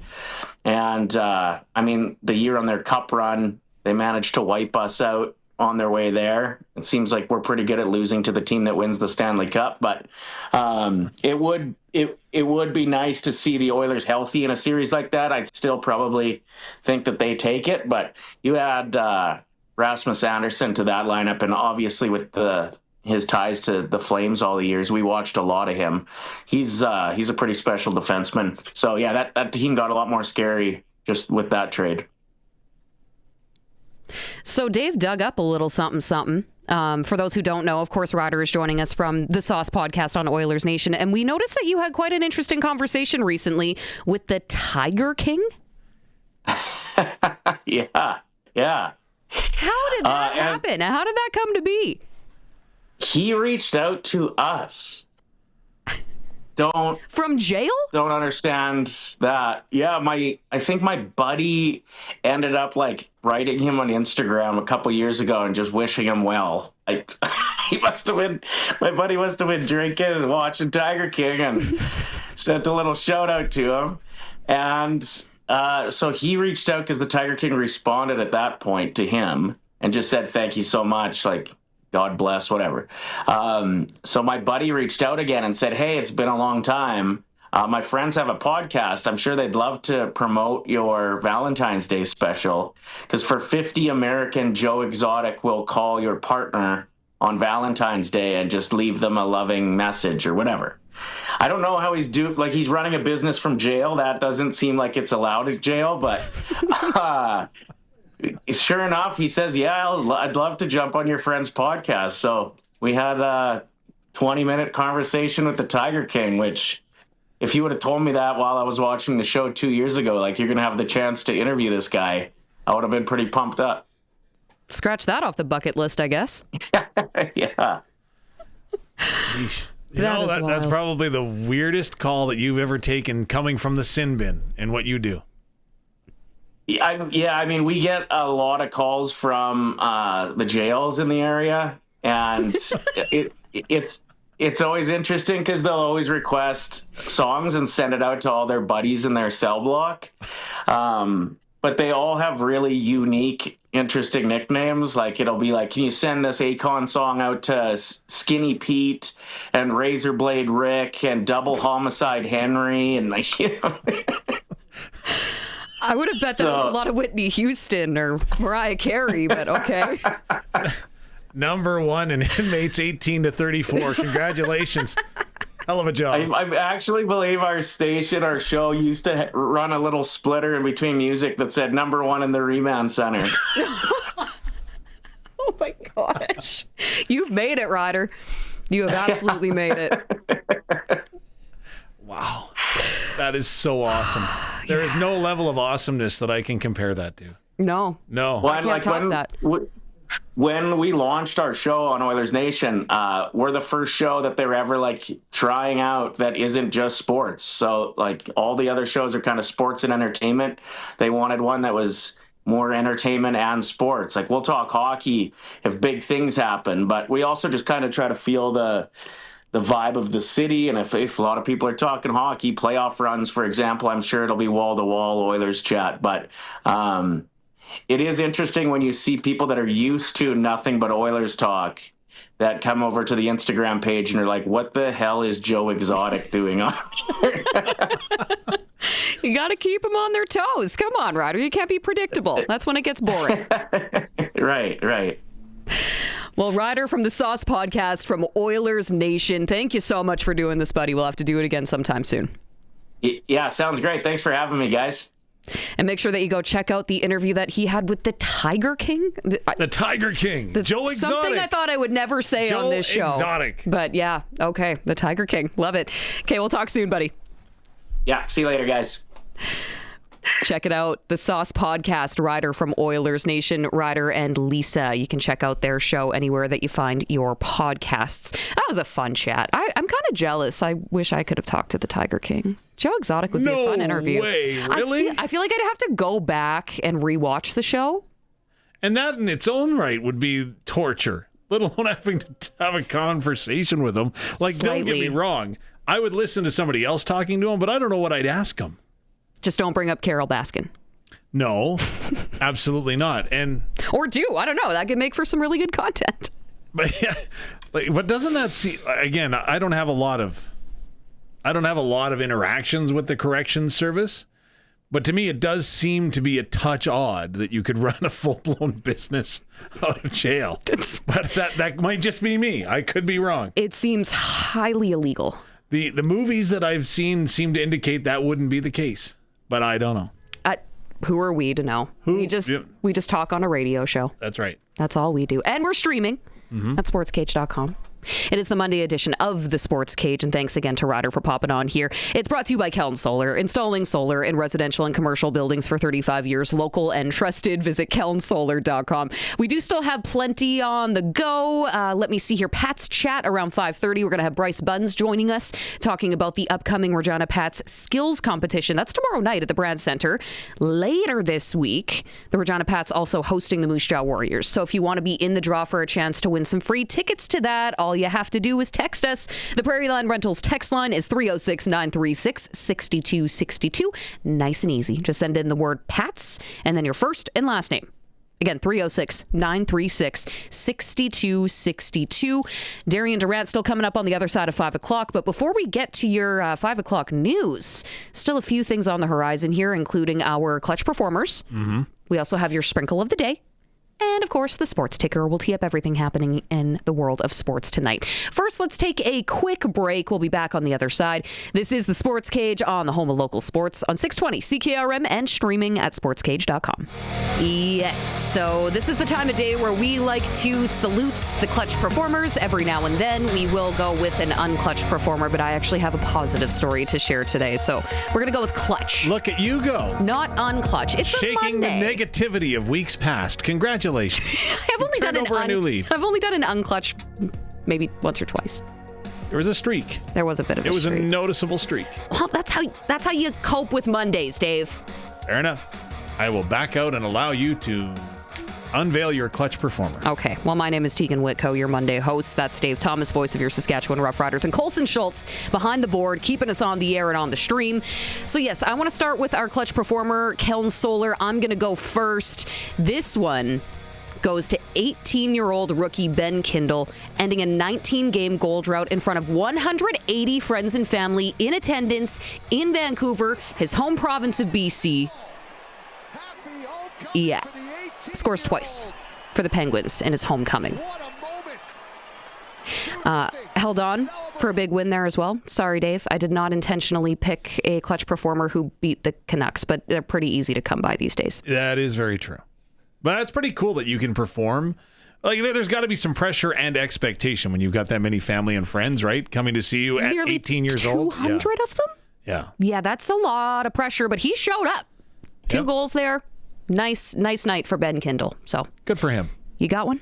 Chris Chippick of the Red Pheasant First Nation. If you missed the story last week, Chris, of course, he created the Indigenous logo and the branding. Both there's 2 different, slightly different variations. I don't know if anyone can pick it out or not in the coloring. But anyways, Well, Chris, one's all green and then one has more yes, color, right? That's right. So Chris has gone ahead and he's the creator behind this. And he put it forward, and it has become such a... I don't want to say valuable because that's the wrong adjective, but it has been received so highly that the Saskatchewan Roughriders were able to make a $60,000 donation, and the Saskatchewan Roughrider Foundation to go ahead and help youngsters attend school in the First Nations University of Canada. They announced it last week. Again, $60K is incredible. To have the ability to create something that is able to grasp and go ahead and capture people's imagination and innovation is pretty cool. So, Chris, hats off to you, clutch performer. That is a solid clutch performer. Thank you very much. And, we had an opportunity to actually speak with Chris over the past 2 seasons when he joined us in the SportsCage Lounge at Mosaic Stadium heading into those games where that Indigenous logo was actually featured. Yep, so if you ever want to go back and listen to the inspiration and the conversation that we had with Chris, you can always find those broadcasts. Just go back a little bit, search it up on YouTube. We always have those. There you go. Okay, Chris Chipak. Okay, Colson, you got one? I got a few. Oh, I like this. All right, I'm Let's ready. go. Time to relax. Ryan and Curtis for all the work they did in the studio, because there's 3 cameras on screen now. That's something we couldn't do before. So they did a lot of things, making all this stuff happen. It's weird hearing you call him Ryan. Fair enough. It's always Mosh to me. It's Mosh. It's Mosh. But yes, solid one. Yes. And then my other one, I have to go find the clip of it now, but Toronto Raptors had a pretty big win. And clutch performer goes to Scotty Barnes with a game-sealing block. Williams a block by Scotty. What a big-time defensive player of the year play. Oh, Yeah. Scotty B. I read that he has got 23 fourth-quarter blocks this year, 8 of which have come in like the last 2 minutes of games. So he's showing up in big moments. So if there's a definition of clutch... That's clutch. That's definitely it. Clutch. Yeah. See, and if only Nylander didn't flip the bird to the camera this weekend, more people would have heard about Scotty Barnes. True. Would have been nice. Don't steal his thunder. Come on. Nylander did apologize, though, so we should all forget. It never happened. Still doesn't make him a clutch performer. I don't know if that's what it means. No. I don't know if apology means it doesn't happen or hadn't happened, but... Oh, it happened. It's all over the internet. Who do you think told him or asked him to apologize? Like, or did he do it on his own? He would. Their communications person. 100%. So? Probably came as soon as they saw him on the big screen. They beelined it right upstairs to the suite and said, dude, what are you thinking? Yeah. I'm willing to bet that's exactly how it unfolded. And then, of course, the communications and the PR team, they'd sit down and construct exactly what they want to say in the statements. Like, you've been around sports long enough, Dave. You kind of know how this thing works. Do you think the general manager or the coach would factor in on that? Not during the game. At least I would hope not. No. I would hope that's not what's on the TV for Berube at his feet. I'm just saying, but you think it would go that high up? Right? Like, would there be... I'm sure they were made aware of it. I'm curious if the NHL is going to do anything. Like a fine? Yeah, they've talked about it. Yeah? For that? I don't know if that's egregious enough to warrant a fine. Obviously, it's televised. I'm not sure if it made it on the broadcast. I just saw everything after the fact. But there is that disclaimer when you're watching a live sporting event. Well, you're probably going to hear an F-bomb or two, and they can't really control what the players are saying on the ice if the mics happen to pick that up. No, that's right? So, but you can fine for on-ice infractions. Can you fine for off-ice infractions? Like, if you're the NHL, I don't think you can. But maybe the Toronto Maple Leafs themselves as a team could. I don't think... Would you fine your own player, though? Well... There's definitely, like, codes of conduct with the team, right? Yeah. Because, like, the Riders have fined players and stuff. See it... Yeah, it happens in the CFL. Yeah, and I think it's definitely happened in the NHL. There's sometimes...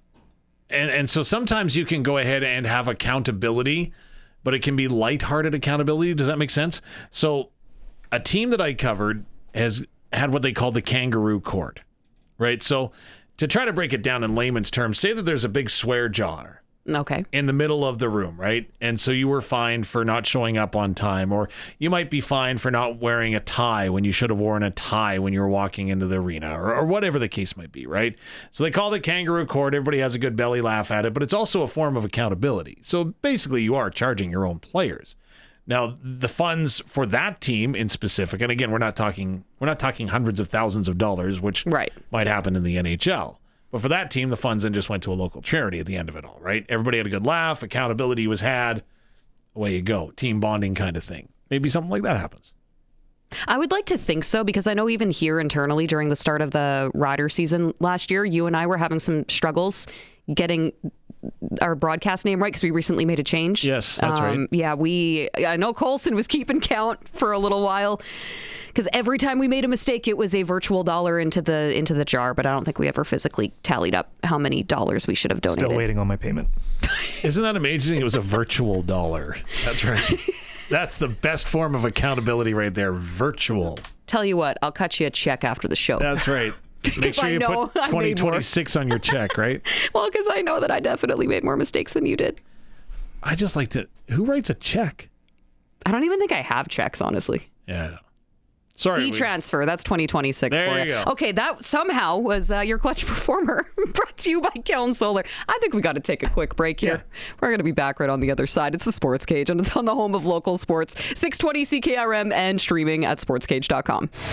Appreciate you taking the time to join us here. I am your Monday host of the Sports Cage, Teagan Witko, joined by voice of your Saskatchewan Rough Riders, Dave Thomas, Colson Schultz, keeping us on the air, on the stream as well. Sportscage.com, our YouTube and X account as well. If you missed out on any of the previous conversations that we had from, Ryder, from the Sauce at Oilersnation, we were talking some hockey there.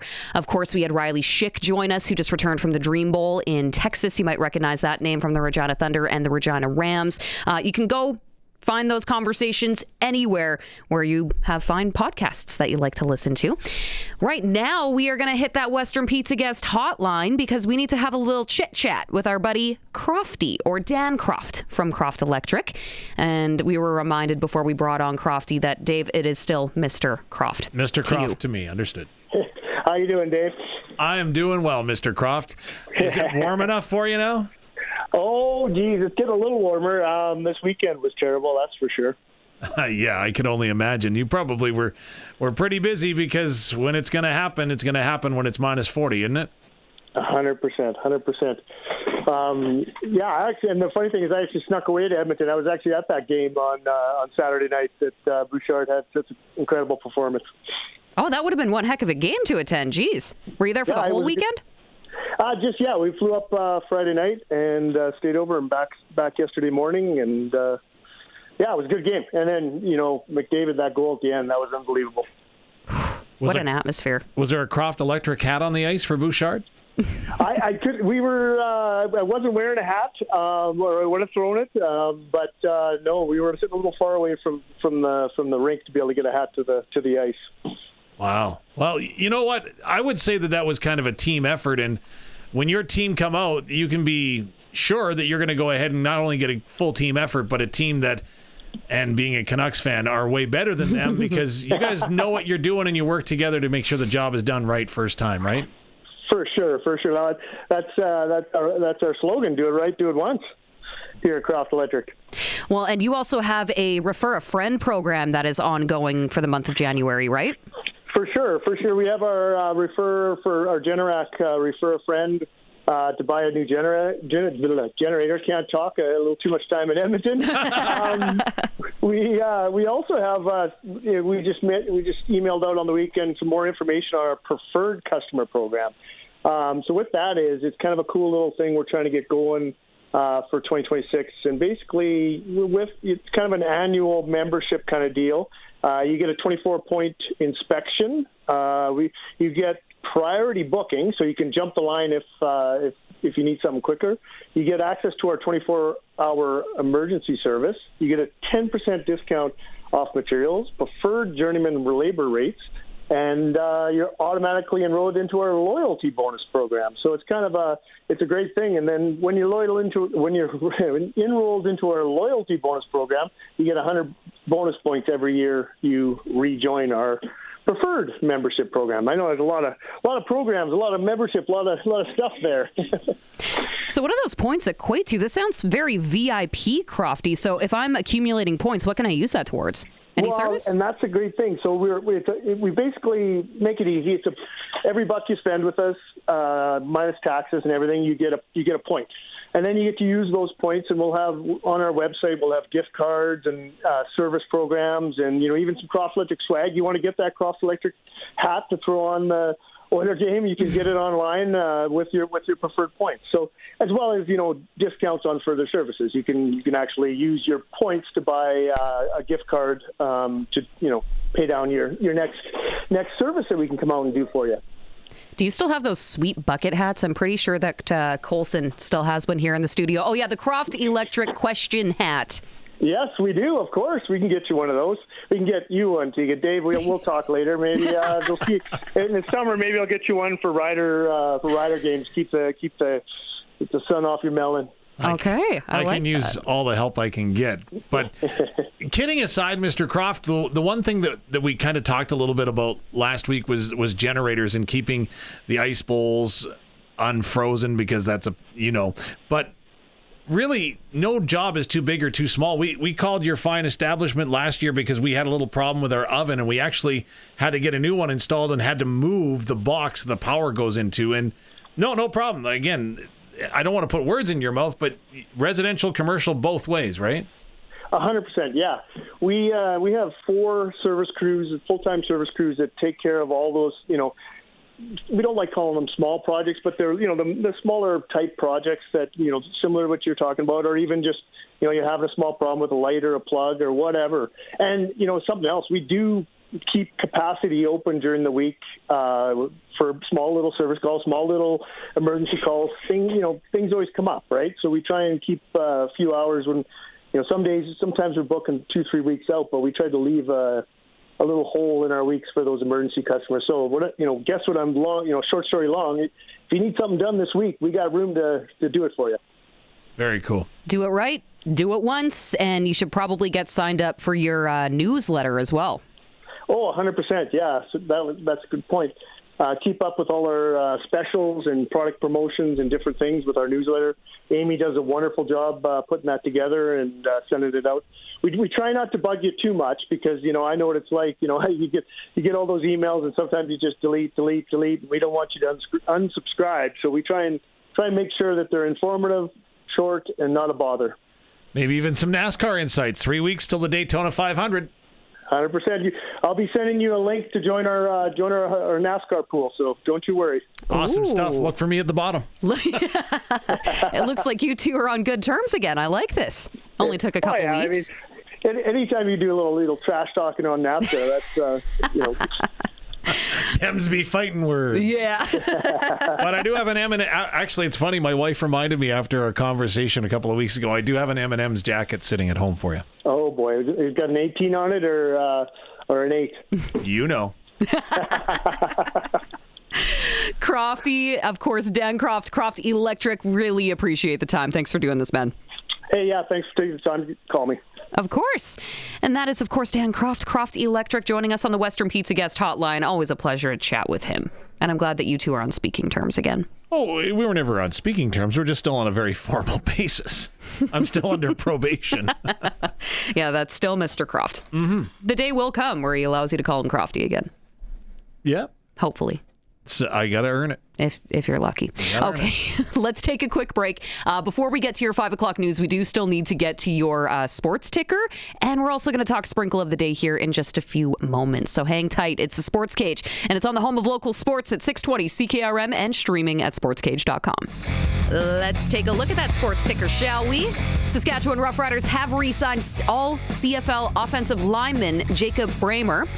They have also signed American quarterback Jordan McLeod.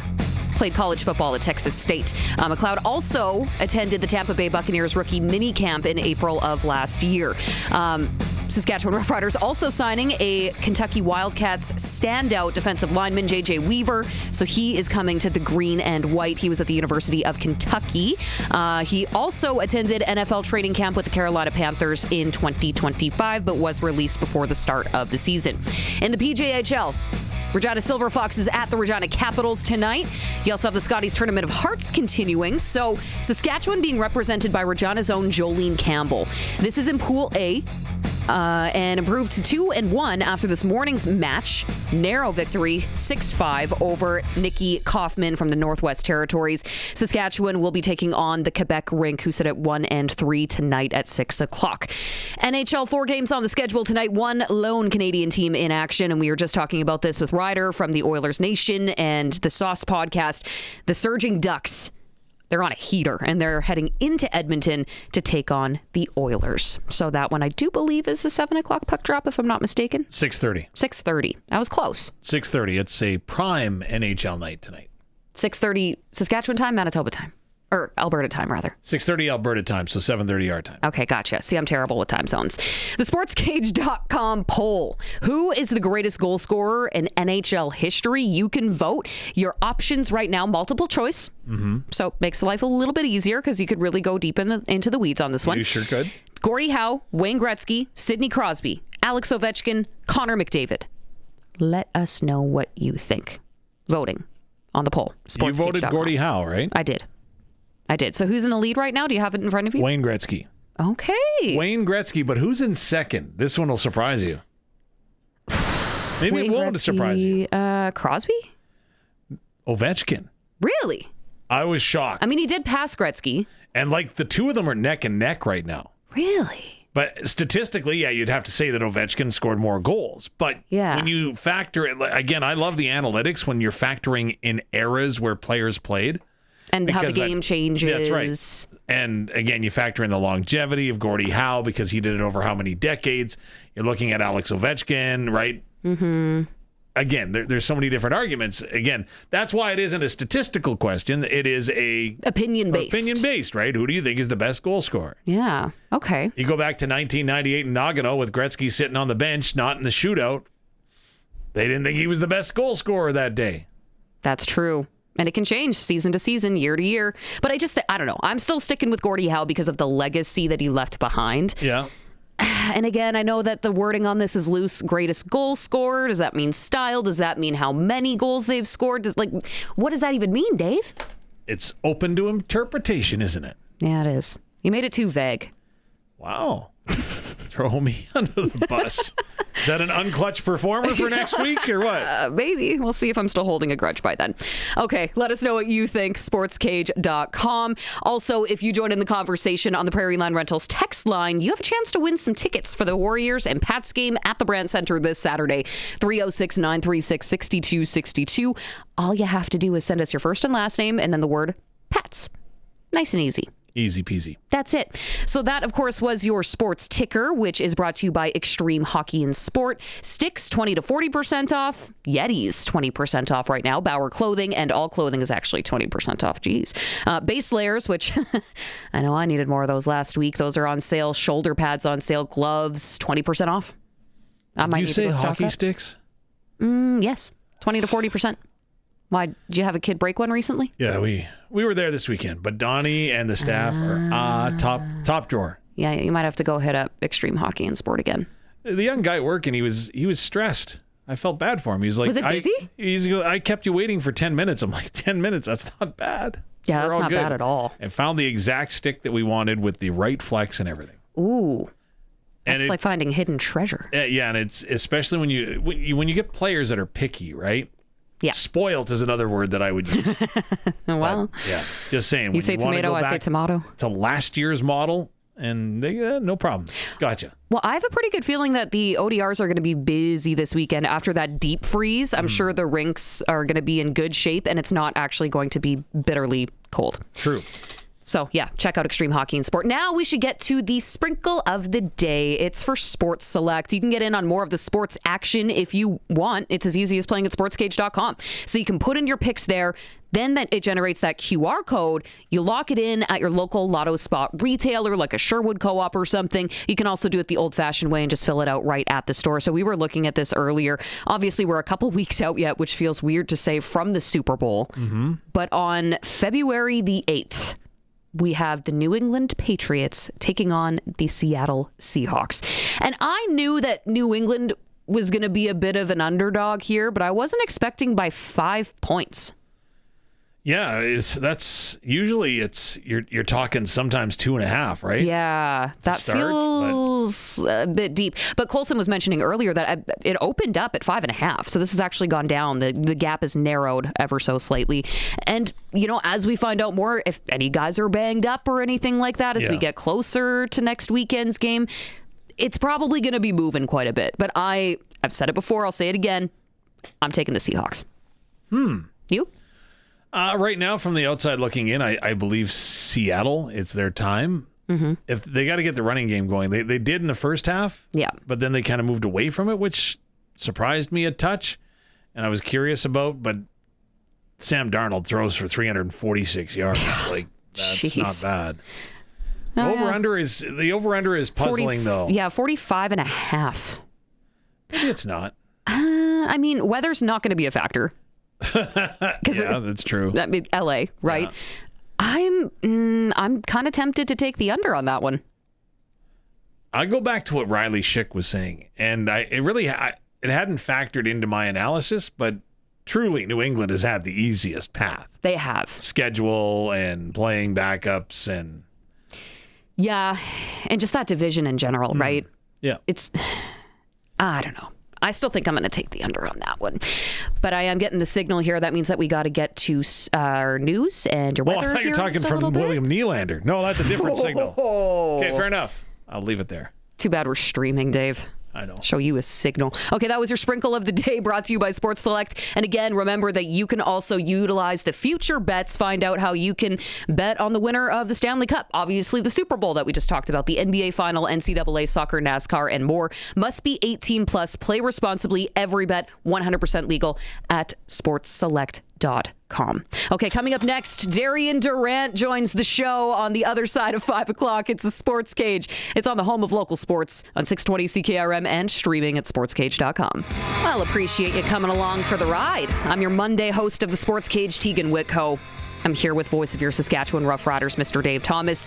And then Colson Schultz is keeping us on track on the radio and streaming at sportscage.com, YouTube, and X as well. You can join in the conversation at any point on the Prairie Land Rentals text line, 306-936-6262. Still to come, we have Pat's chat coming up with Bryce Bunz a little bit later on. We're going to have a little discussion about what we can expect tomorrow night at the Brand Center with their skills competition. So that's straight ahead. And if you missed it earlier, we did have a University of Regina Thunder player that you might be familiar with, offensive lineman Riley Schick.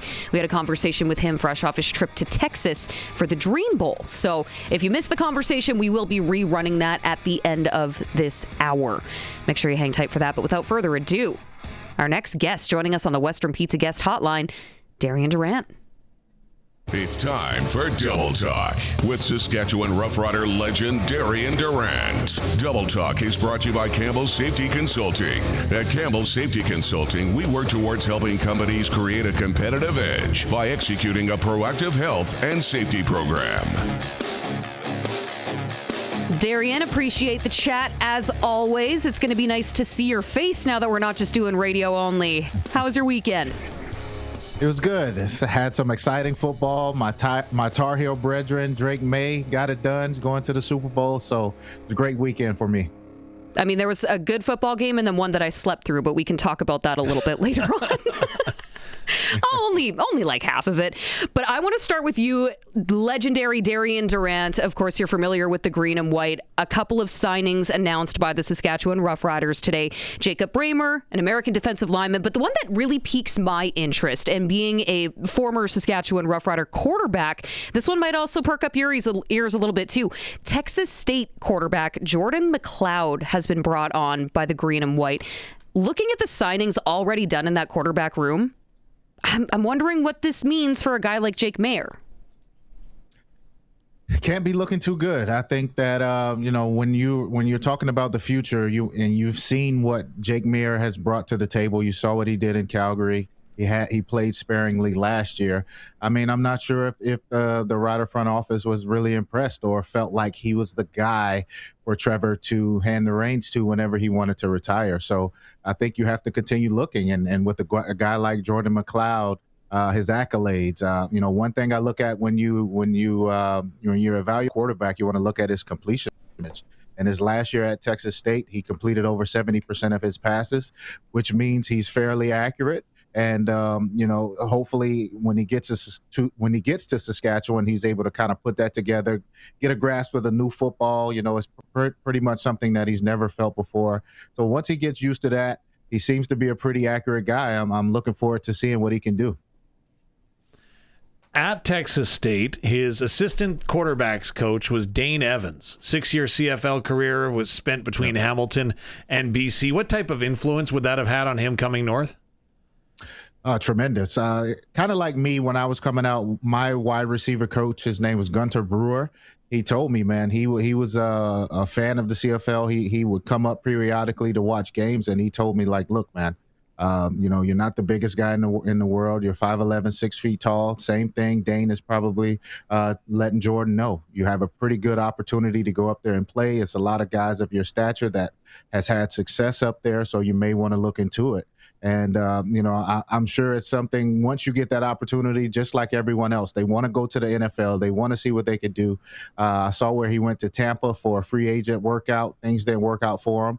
But, this is a chance for you to go to Canada, go up north, and play the type of game that mainly fits your stature, who you are. And you look at these colleges nowadays, man, they're running a spread, wide open offense just like it is in the CFL. So I'm sure Dane has a tremendous influence on Jordan coming up north. And like I said, I'm excited to see what he can do. So if you're Jordan, you sign on the dotted line, the contract gets registered. Now, are you solely working on becoming physically ready to participate, or do you get to talk to Mark Mueller, for example, quarterbacks coach, offensive coordinator, to start trying to grasp what the playbook might look like? What's the process? Yeah, first and foremost, you want to get the playbook. You want to kind of get an idea, get some terminology going, see the type of route patterns that you're going to have, all that good stuff. So I'm sure Mark will send down a preliminary playbook that can get him acclimated to some of the terminology and, like I said, some of the route concepts. And also, you just need to get a feel for the ball. I mean, the football is a little bit wider. It's different. The field is much wider. Those wide side out routes are something you definitely have to get used to, and you have to practice at it. So you definitely want to get going and make sure you get everything you can early, so that when you get to camp, you're good to go. How good do you think Trevor Harris is feeling today? Jacob Bramer, all CFL last year in his second season with the Rough Riders. He's played both sides of the offensive line, guard and tackle. You got to be pretty happy, don't you? Absolutely. I mean, you want to keep the big guys together, man. You got Yoshi back, who's the reigning CFL most outstanding lineman. He's back in the fold. Trevor didn't take a lot of hits last year compared to what he did 2 years ago. And, J.O. being a former old lineman definitely knows how important it is for continuity, keeping those guys together, making sure that they all understand the system, and whenever you have a group that's played solid football, you can keep them together, keep that nucleus together, man. It definitely helps Trevor, and I'm sure he's smiling from ear to ear because, like I said, he didn't take a lot of hits last year, and you have to directly put that on the offensive line. Darian, I know we've had this conversation, and this is a part that fascinates me, right? In the fact that you're a teammate, but also as a professional athlete, you're competing for jobs. So if you are in Trevor Harris's shoes, or you're the incumbent starting quarterback and the team signs a guy that's going to give it a shot during training camp, are you reaching out to him?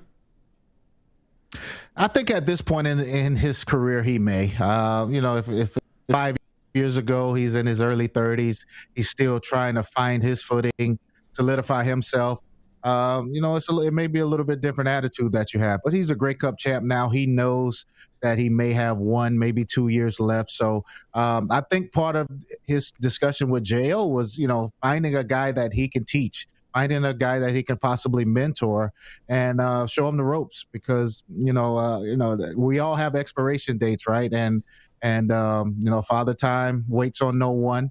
And, for Trevor, you have to think that 1, maybe 2 years of playing at a significantly high level is what he has left in him. And you have to start looking for the next guy. So at this point, we're just a few short weeks away from that free agency window opening up, Darian. I imagine if you are a player who will become a free agent in just a couple of weeks, there's some anxiety that comes along with that. Take us inside the mind of a player at this point who has yet to sign.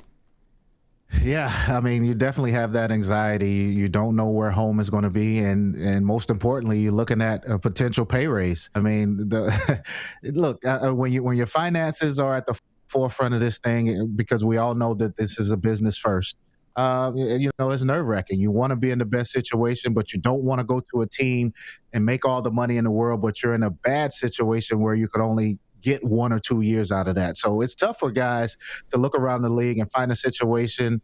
And I'll speak from a receiver's point of view. You're looking for a team with a solidified quarterback, a guy who is accurate, a guy who, is pretty much looked at as one of the top guys in the league. You have to look at those type of things when you're deciding which team to go to. So it's definitely nerve-wracking for the guys, and this could be life-changing money for some of these guys, man. This is an opportunity to make the type of money you never thought you could have. So from the outside looking in, at a football team's perspective, and then maybe as a player perspective, one quarterback stands out, and that's Trey Ford. He was given a hefty raise last year to make starters money in the CFL. Cody Fajardo now is re-signed with the Elks and is going to be making starters money. You would think the organization might have to make a decision. What does that look like from both sides? That's tough, and that's a tough situation. But if you look around the Edmonton roster, I'm not sure if there are a lot of guys who make good money throughout the rest of the team. So this may be a situation where you can afford to keep both guys. You need two good quarterbacks. I don't think Edmonton can afford to not have a solid backup behind Cody because, God forbid anything happened to Cody. You want to have a veteran guy. You want to have a guy with some experience. And in Trey Ford's case, some playmaking ability, and hopefully he's sitting behind Cody or sat behind him last year and learn what it's like to be more of a pocket passer, to distribute the ball, not so fast to use your run around and do all of the things. I mean, this is pro football. You're not going to be able to just outrun everyone. Yes, you'll have that splash of spectacular plays, but consistency is what wins games. And, Trey has yet to show that. But I think that if they can, afford to keep both guys, they will, because you need two good quarterbacks. And as we all know, I mean, it's very rare to find a quarterback that plays every single game. Do the Edmonton Elks know what Trey Ford is? There was some suggestion that perhaps they still don't know. You know what? I think you've yet to see a full display of what he can be because, Edmonton is in such desperation to win. They can't afford to just throw Trey out there, let him get the experience and let him take the punches in the face and the bumps and bruises that it takes to become a good starter. They have to win now. They've been going through so many bad years, empty stadiums. I mean, fans, boycotting season tickets, you name it. I mean, it's just been tough. So they need to win. So they don't have the time to experiment with Trey to see what he can do. He just has to learn on the fly. And I think that, with Cody signing an extension this offseason, I'm not sure if that puts him in the upper echelon of quarterbacks as far as salary goes. And that may allow Trey, because he's still so young, to still have some time to grow up under Cody. So we should maybe talk a little bit of NFL since we're talking about quarterbacks. I want your take specifically on Drake May with the Patriots, that naked bootleg run that apparently his teammates had no idea was coming. He didn't even tell them, kind of a snap decision based on some of the comments that I was hearing after the game. What was that? Take us through the mentality of that play call. I'm sure that was just communication between Drake May and Josh McDaniels, man, as they practice. I'm sure Josh lets him know that there'll be a time when we bring this play out. And if you get this certain look, you don't tell anyone what you're going to do. You just keep it and we'll deal with the consequences after the play. So, I did have a couple plays like that in the bag back when I was going. And like I said, it's just silent communication. And that's just a great read by him, man. A young guy being able to pull that play off in that atmosphere, those conditions, and this magnitude of a game, man. He's mature beyond his years. So, like I said, I'm just so happy for my Tar Heel brethren there. He got it done, and he's got New England back in the Super Bowl, and hopefully he can continue to, build what Tom Brady has already started. How many times in practice would you pull that one out? Like, how many times would you rehearse that over and over again, a special play call like that? You don't rehearse it. You don't rehearse it at all. It's just something that you have that communication with your offensive coordinator, and it's times like this. I'm pretty sure wasn't expecting it, and as we all know, his own teammates weren't expecting that play. It's nothing you practice, man. You got to get out there, and it's all a feel for it. If Denver's in a look where you feel like they'll take advantage of the play you have called, and sometimes you just have to audible yourself, man, and he did it. So kudos to Drake for getting it done. So the broadcaster and Dave Thomas right now is watching Darian Durant play football, and Darian takes off when the pocket breaks down, scampers for, 27 yards, slides down, and Dave then makes the great analysis. Don't worry, Darian Durant has got the green light, always to pull it and run. Is that always the situation that you've got the green light? Was there ever a red light? No, no, you don't have the green light all the time, but there are certain situations where, in certain games where a coach will give you the green light, especially for a second-year guy. I mean, when I was in my second year, if I would have audibled or called another play that coach didn't like, I would have been on the bench the very next play. So it really just depends on your relationship, man, how much your coach trusts you, and what you've shown over time to show that they can put full faith in you to make a decision like that in a game of this magnitude. That's what makes it even more special, that, everything's on the line, the trip to the Super Bowl, and you pull that out of the bag, man. What better time to do it? So I think those type of plays, that's where you build trust with your offensive coordinator. And now he sees moving forward that, he can put a little bit more responsibility on your plate. Tony Romo, during that Snow Bowl game in Denver, no fewer than 6 times referenced the fact that the New England Patriots may be blending into the snow because they were wearing all white. Do you buy that analysis? Somewhat. I mean, when you're actually on it and you're looking through everything, of course, when you're looking at it from the third level of the stadium, it all looks like it's blending in. So I get his perspective. But when you're actually on the field and you're looking at guys, you see them, they're right there. But for a quarterback now, you're looking 30 yards outside and you're trying to throw a slant or throw a route. It could be hard to see a guy if the snow's coming down pretty hard. So up front, I don't think they have as much trouble seeing. But when you're looking out, as for a quarterback, the DBs and those guys, they're right in front of guys. So I don't think that's a problem. But a quarterback trying to locate a receiver, looking through the snow into a white jersey, I can see how that could be tough. You having worn the Stormtrooper look for the Saskatchewan Roughriders, is there a decided advantage to the all white? Like the Dallas Cowboys, Cincinnati Bengals all have all white jersey combinations. Yeah, I mean, when it's hot, you definitely would rather have on some all white and not your darker color jersey. But it just depends, man. And when it's snowing like that, you're not going to throw the ball a lot anyway. So it's really going to be a smash mouth football game. It's going to be mano a mano right in front of you. So I wouldn't look at it as an advantage for the team with the white jerseys. Can I ask about the guy who's probably the happiest guy in the world that he's going to a Super Bowl, in Rick Woolen? For folks that missed it, yeah. Rick Woolen for the Seattle Seahawks took a taunting penalty. So what would have been at the worst time, a 4th down play, he took it at the conclusion of a 3rd down play to award the opposition an automatic 1st down. Boy, what was he thinking? Guys just get too caught up in their emotions, man. And, when you're a warrior like that, sometimes you just lose it. And that's something that, the leaders of the team, you have to emphasize in big games like this. You just cannot have any unsportsmanlike conduct penalties. You can't have any taunting penalties. Anything that you can control mentally, you just can't do, because it's just magnified times 10 in a game like this. You just can't do it. So, it's no excuse for it. I mean, you have to be smarter, but I just blame the coaches and the leaders on the team, because these were conversations we would be having all week long, every single day. And we would also put a little fine board on a fine system together. Like if you get an unsportsmanlike conduct penalty or something like that in the playoffs, you have to 10x it than what it was in the regular season. So that made sure, whenever you can affect a guy's pocketbook or wallet, then, that'll make a guy make a smarter decisions for sure.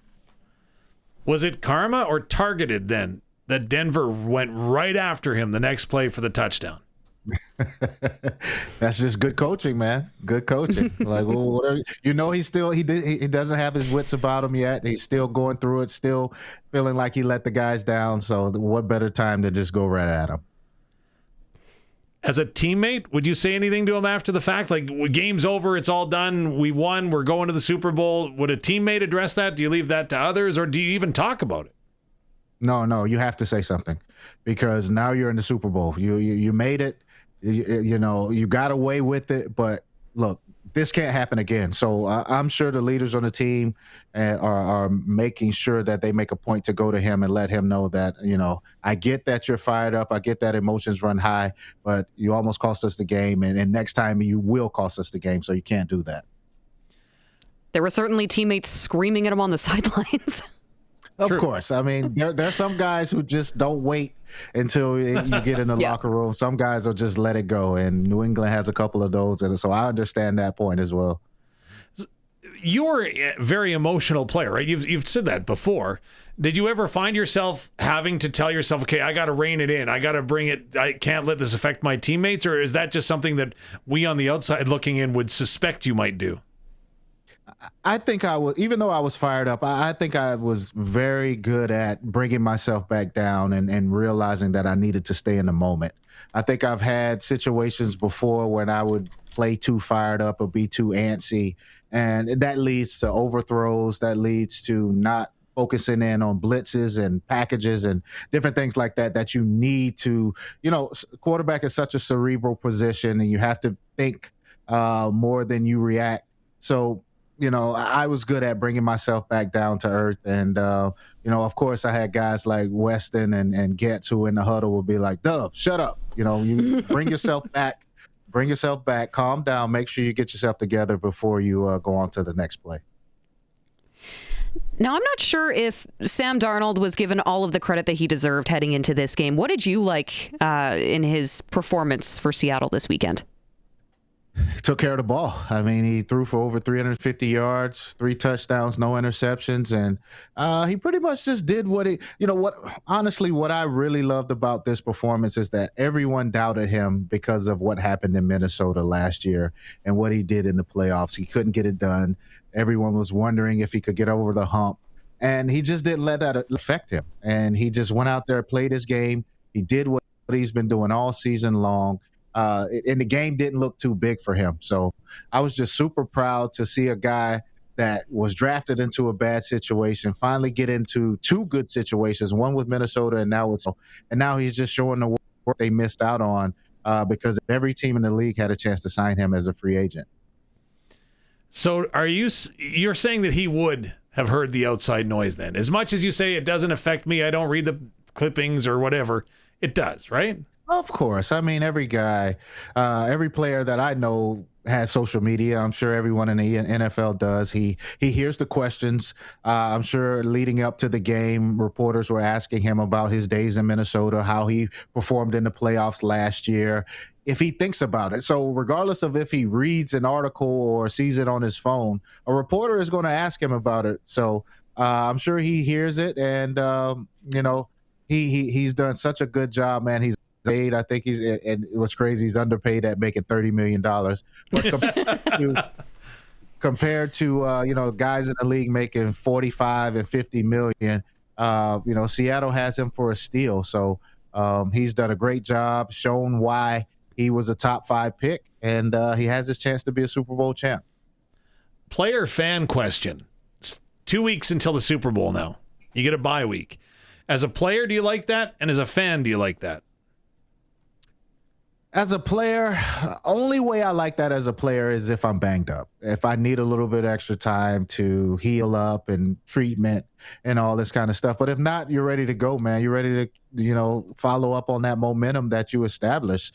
As a fan, now you can make your travel arrangements. Now you can, figure out what you need to do with the kids, what you need to do to get off of work. I mean, whatever the case may be. You can plan out your Super Bowl Sunday if you're going to be in attendance at the game, what you're going to do at home, a party. It's so many things you can do. You have a week to plan it. So as a fan, of course, you like having extra time. That's with anything. But as a player, man, you're ready to go. You're fired up. You just won a big game. Now you have to wait 2 weeks to play. And you know how long the commercials and the halftime performances and all that stuff. So it's just more time to think about things that really don't even matter. I thought you were going to make an allusion to making sure you're front row for Bad Bunny or something, but no. Are you a Bad Bunny fan? Oh, not at all. I'm not even sure I know any of his songs, but I might be a fan after this one. I don't know. Yeah, we'll see how it goes. I do want to ask a hockey question before we're done, but you probably have better questions to ask. A hockey question for Darian Durant. Yeah. I mean, shoot, buddy. Okay. Oh, that's like trivia. No, it's not. You've got the inside on this one. It's the Saskatchewan Roughrider Foundation Winter Classic. 2 of your former teammates are going to be playing in Andy Fantus and Chris Getzlaff. I saw that, yes. Who do you think's the better hockey player? And if you had to go ahead and, as Barney would say, sprinkle a little, whose team would you be on the side of? Oh, man, I'm going with Getz. It's just in his blood. I mean, with him and Ryan. And Getz has been doing it his whole life. And if you look at how Getz runs, even, the way he's on the football field, it's kind of like he's gliding. He got that from his skating background. So definitely have to go with Getz. It's in the blood, better bloodline. And I would tell Andy that to his face, too, man. So don't feel bad about what I'm saying. But I'm not sure. Andy's pretty athletic, so I'm interested. If you guys are there, or if anyone is listening and you're there, I want to see some footage of Andy out there on the ice. So take a video for me and post it online. I'm sure that can be arranged. If the game came down to a video review, though, I'd put my money on Fantus. Just saying. Yeah. Really? Oh well, yeah, he's good at that. Yeah, for sure. Well, Darian Durant, we appreciate the time as always. Double Talk with Darian. Thanks for doing this. And I guess next week we can tee up the Super Bowl. Absolutely. Looking forward to it. Absolutely. Thank you so much, man. Of course, that is Double Talk, brought to you by Campbell's Safety Consulting. We are going to be taking a quick break here because we have Pat's chat to get to. Bryce Bunz is standing by, so hang tight here. We'll be right back on the other side. It's the Sports Cage on the home of local sports on 620 CKRM and streaming at sportscage.com. The Saskatchewan Roughriders have signed a number of players today, 3 to be exact. So they have re-signed all CFL offensive lineman Jacob Bramer. He will be returning to the green and white in 2026. They've also signed American quarterback Jordan McLeod, played college at Texas State. Now, he also did attend Tampa Bay Buccaneers rookie minicamp in April of last year. They also signed Kentucky Wildcats standout defensive lineman J.J. Weaver. So coming to the green and white, he's 6'5", 241 pounds, and comes from the University of Kentucky. Also attended NFL training camp with the Carolina Panthers last season. PJHL, they got the Regina Silver Foxes at the Regina Capitals Scotty Tournament of Hearts. In Pool A, we see Regina's Jolene Campbell rink representing Saskatchewan. They improved to 2-1 this morning with a narrow 6-5 victory over Nikki Kaufman from the Northwest Territories. And they are going to be back on the pebbled ice tonight. They are taking on the 1-3 Quebec rink just after 6. In the NHL, there are 4 games on the slate, 1 Canadian team among them, as the Edmonton Oilers entertain the red-hot Anaheim Ducks. SportsCage.com poll right now, who is the greatest goal scorer in NHL history? You can let us know by voting at SportsCage.com. Also, just want to remind you, if you text in the word PATS on the Prairie Land Rentals text line, you have a chance to win tickets to this Saturday's game at the Brand Center as the Moose Jaw Warriors come to the Queen City. So just text in the word PATS and then give us your first and last name, because otherwise Colson is not going to know who he's talking to when he makes the draw for those, okay? So that was your sports ticker. It's brought to you by Steelcraft Doors. Taking a quick break, and we'll be back on the other side with Pat's Chat. It's the Sports Cage on 620 CKRM and streaming at sportscage.com. Appreciate you taking the time. This is the Monday edition of the Sports Cage. I'm your Monday host, Teagan Witko. Joined alongside voice of your Saskatchewan Rough Riders, Dave Thomas, Colson Schultz, keeping us on the radio at 620 CKRM, in addition to the stream, which you can find anytime. Go back, listen to our conversation with Darian Durant if you missed it. It's always online, sportscage.com, our YouTube channel, and you can also find it through Twitter. X, I'm sorry. I'll eventually get it right one day. It's almost like a protest at this point where I just don't want to call it that, you know? I don't like change that much. I don't take you as the protester type. No? Is that supposed to be a compliment or an insult? I think it is. No, I think it is. Just go with the flow. I think that's a compliment. I believe it's a compliment. Okay, let's go with that. Thank you. Conviction in that statement. All right. Now we're going to dive right in. It is Pat's Chat, Dave. So Bryce Bunz is joining us. Game day manager. Bryce has to put up with me all the time at the rink. I feel so bad for this guy. And then he has to come in to do Pat's Chat with us on this Monday. But it's a pretty exciting week. Not only that Trans-Canada rivalry game between the Pats and Warriors on Saturday, but let's back things up a little bit to tomorrow night. Skills competition. This is something that we haven't really seen the Regina Pats do in a while. It's back. We're excited for it. It's a great way for us to get back to our fans and for them to come out and see the talent that's on the ice this year. It's a great way for, just for people to come out and just take in some fun, light activity. Our schedule is pretty heavy, so that, fit something like this, and it's super important. Our biggest goal is always community involvement and getting them be out there, be present in the community. So having nights like this is super special for us as an organization. And it's a fun thing for the players. We all seen NHL skills competitions. We know what they're like. So for us to bring it back, be in front of the community and, embracing it, I think it's a really good thing for us. So what will some of the competitions look like?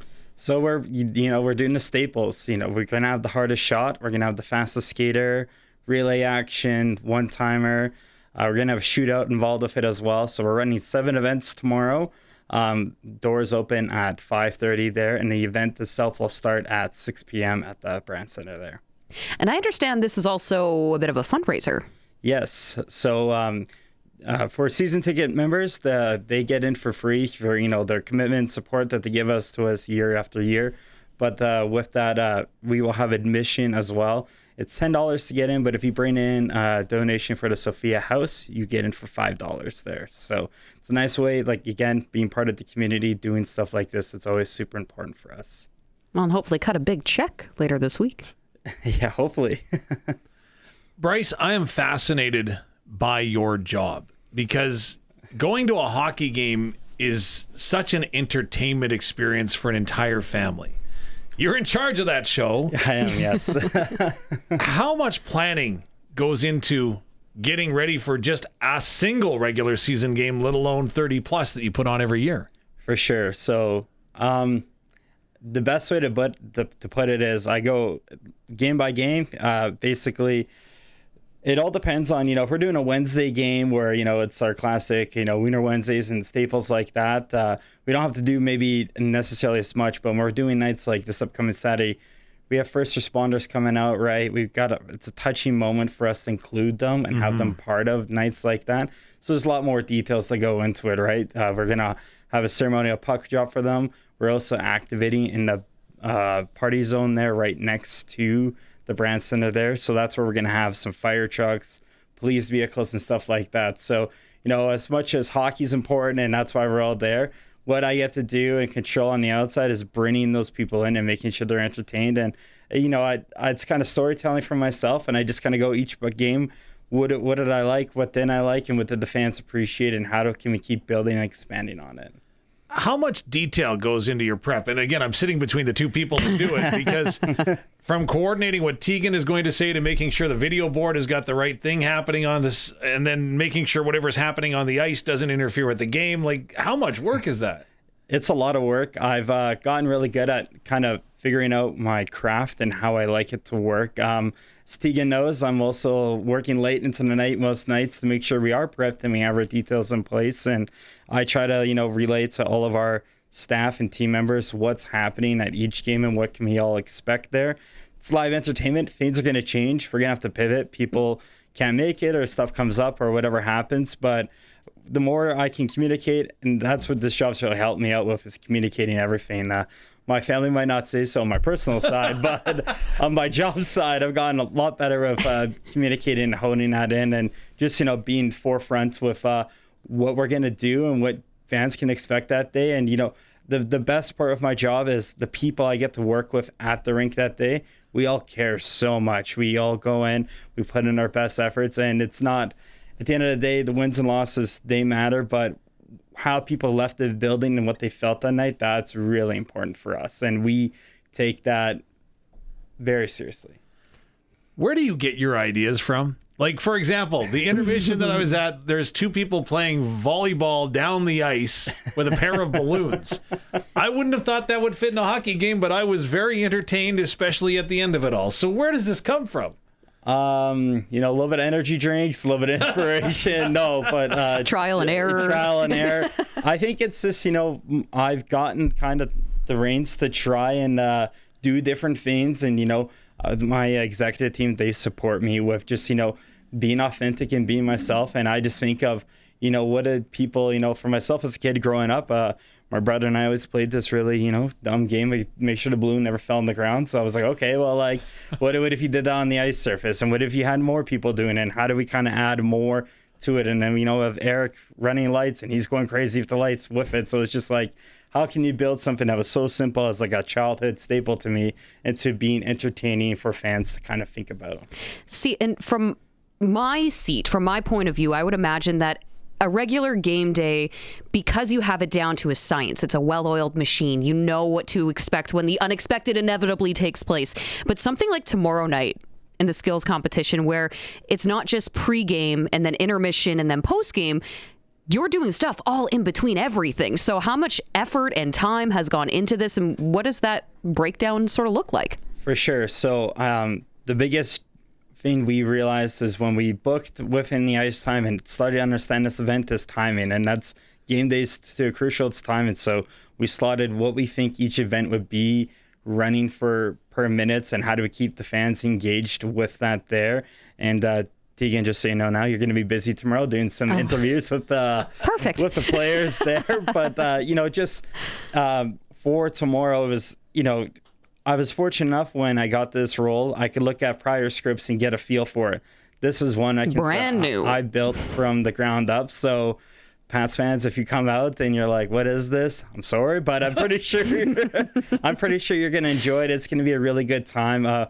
We have so many awesome people coming in tomorrow to help collab with it and make it special.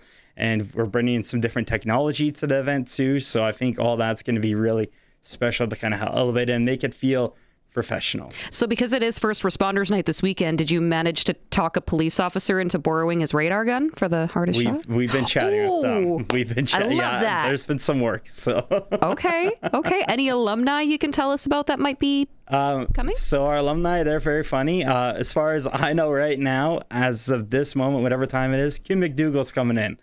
Now, with that, I anticipate that there'll be several more who will hear this and they'll be like, oh, there's an event happening. I got to get on down to the Brand Center. So if you are our Pats alumni, please reach out to us. If you want to be part of this event, our biggest thing is, being part of the community and wanting everyone to feel like they're part of this event. And that includes our alumni. So we have been poking them, reaching out to them, and no offense, guys, you guys are a little late getting back sometimes, but if you want to be part of this, please do. If I could offer up one piece of advice as someone that has tried to stand and hold the radar gun during a hardest shot, be behind the net. Just throw that out there, be behind the net. But having said that, obviously there's a I'm sure we're all modest, but if you look back, favorite game that you've produced, that you've created, that, wow, that was one that was really cool and worked out well. It's going to sound kind of like cliche, but this year's home opener was, we got to actually kind of strip our whole pregame and do something new this year, and I got to sit at the table and be part of that. And as much as our old video of Skating Through Time did really well and we all love and cherish that video, being able to go in last year, put our heads together and start that off, and typically home opener for game day and like the rest of my staff, we're all like, oh, we're gonna mess up something. There's gonna be something that doesn't go right. And this year actually felt really good. We were all confident. We did how many rehearsals to make sure we got it, find out, and it went really well. So it's cliche because everyone's like, oh, the home opener is the fun one. But for us this year, it really was. We got to do so many different variables that just haven't been done in years prior. Can you give me any tips or pregame scouting as to where I should sit on a Wiener Wednesday so I can catch the hot dog? I think we try to stick in kind of more of the midsections there. Just, our season ticket holders, they're committed. They're always filling up those midsections there. So I'd say, like, if you're in that general area there, and if you let me know there, Dave, we'll make sure to bring the gun over. Hey, so it sounds to me like if I see a season ticket holder with mustard, I know where I should go. Yeah, exactly. We like to spread it out a little bit, That's true. Share the love. Teagan's part of it too. She helps out yeah. with, I don't shoot the gun. No. I don't shoot the hot dog gun. Absolutely not. I would break it. There's a reason why there's other people to help me. I'm not going down that road. I don't want to. About choice as to where it's going. Does that fall upon you? We rotate. Okay, fair enough. We like to switch it up. Fair enough. Yeah. You got to hit different areas. Whenever you come to a Pats game, you're guaranteed to get some promo item maybe coming by you. So Yeah. Just yell at us, I guess. But nicely. Nicely, yeah. Nicely. Please don't yell at Teagan. I mean, that's going to happen regardless. But the Regina Pats skills competition coming up at the Brand Center tomorrow night. You said doors at 5:30. Event begins at 6. It is in support of Sophia House as well. So monetary donations, I imagine. Is there anything else that we can bring? Just, like I believe with Sophia House, it's like anything from like formula, food donations. I believe they do gift cards as well there. So anything along those lines there should be like perfectly fine to bring in for tomorrow. Okay. I like that. Who you got in the Super Bowl? Oh, I mean, I'm putting you on the spot here. It kills me to say this because I'm a Niners fan, but I think the Seahawks are going to get it done. I know. I'm so upset, but if there's anyone who's going to do it, Sam Darnold was with the Niners, so I will give them their tip, and I think they'll get it done. Okay. Yeah. Well, we'll have to revisit that and see if you were right next. Well, 2 weeks from now. So, Patriots fans, just know I'm a mush. So, if there's anybody who should be happy, though, you guys might win it now. Oh, jeez. Well, Bryce Bunz, of course, joining us from the Regina Pats for Pats Chat, game day manager. And there's a big event coming up at the Brand Center tomorrow. So the Regina Pats skills competition is back. We'll see you at the rink tomorrow. Okay, thank you for coming in, Bryce. Yes, thank you. Appreciate it as always. And we will take a quick break. We will be right back afterwards. It's the Sports Cage on 620 CKRM and SportsCage.com. Thanks for joining us on the Monday installment of the Sports Cage, brought to you by Keln Solar. I'm Teagan Witko, your Monday host. Barney will be back tomorrow and through the rest of the week. I'm joined alongside voice of your Saskatchewan Roughriders, Dave Thomas, and of course, Colson Schultz behind the board, keeping us on the airwaves at 620 CKRM and at SportsCage.com if you do like to watch our faces as we talk to you. It's kind of fun. You can also find us on X. You can also find us on our Twitter. That's I said X and Twitter. I meant YouTube. Yeah. I meant YouTube. You're good. It's been that kind of day, Dave. Yes. But you know what? It's been a busy one for the Saskatchewan Roughriders front office. They made a couple of announcements today, including the signing of an American quarterback, Jordan McLeod. So 70% completion rate. We were talking to Darian Durant about this earlier. That's impressive. He was at the Tampa Bay Buccaneers rookie mini camp in April, so last spring, 2025.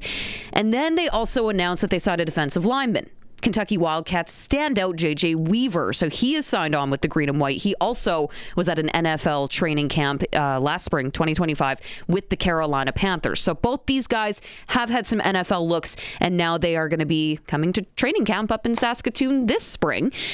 And third and finally, a name well known to Ryder Nation, an offensive lineman coming back. Yeah, Jacob Bramer, turning 27 next month. He's an all-CFL offensive lineman from a year ago. He's spent his last 2 years in green and white with the Rough Riders, played right guard, of course. Big signing. So good to see that he's coming back. And boy, does that right side of the offensive line look pretty good now, right? And we had an opportunity to talk with him earlier today, and we asked him first and foremost, after congratulating him on the new deal, if he's actually had his day with the Grey Cup yet. I haven't yet. Well, we had the whole week or two right after the season, or right after the Grey Cup with it. We all kind of paraded it around town a little bit, and then I'm actually signed up to get it here maybe I think a week or so after the Grey Cup. I think I'll get to spend some time with it and then kind of take it around town up here in Saskatoon.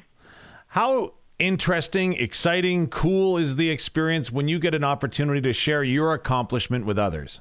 It's awesome. I mean, coming from the States, we didn't really know about the Grey Cup all that much, but then playing up here for the 2 seasons, just getting to learn a little bit more about it. It's been awesome. And then really the coolest thing for me, I tell people all the time, even when I'm doing our presentations at the schools, that getting to see like the emotion that was on maybe like Logan Ferlin or Noah Zare's face, just like my roommates, like the guys that were born and raised in Sask, like Jorgen Hughes, just getting to see how much it meant to them. That meant a lot it has made it that more special for me. So that was awesome to kind of get to experience that with this team.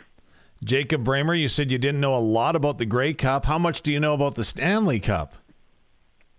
I don't know a ton. Just growing up in Houston, I mean, we have the Stars, and then we had an AHL team in Houston. So I would go watch games there. I have very minimal knowledge about hockey, but I like watching it. It's pretty fun though. Pretty fun to watch. Opportunity for fans to watch hockey. You're going to be a part of the annual Saskatchewan Roughrider Foundation Winter Classic. That's coming up January 31st in Saskatoon. What's your role going to be?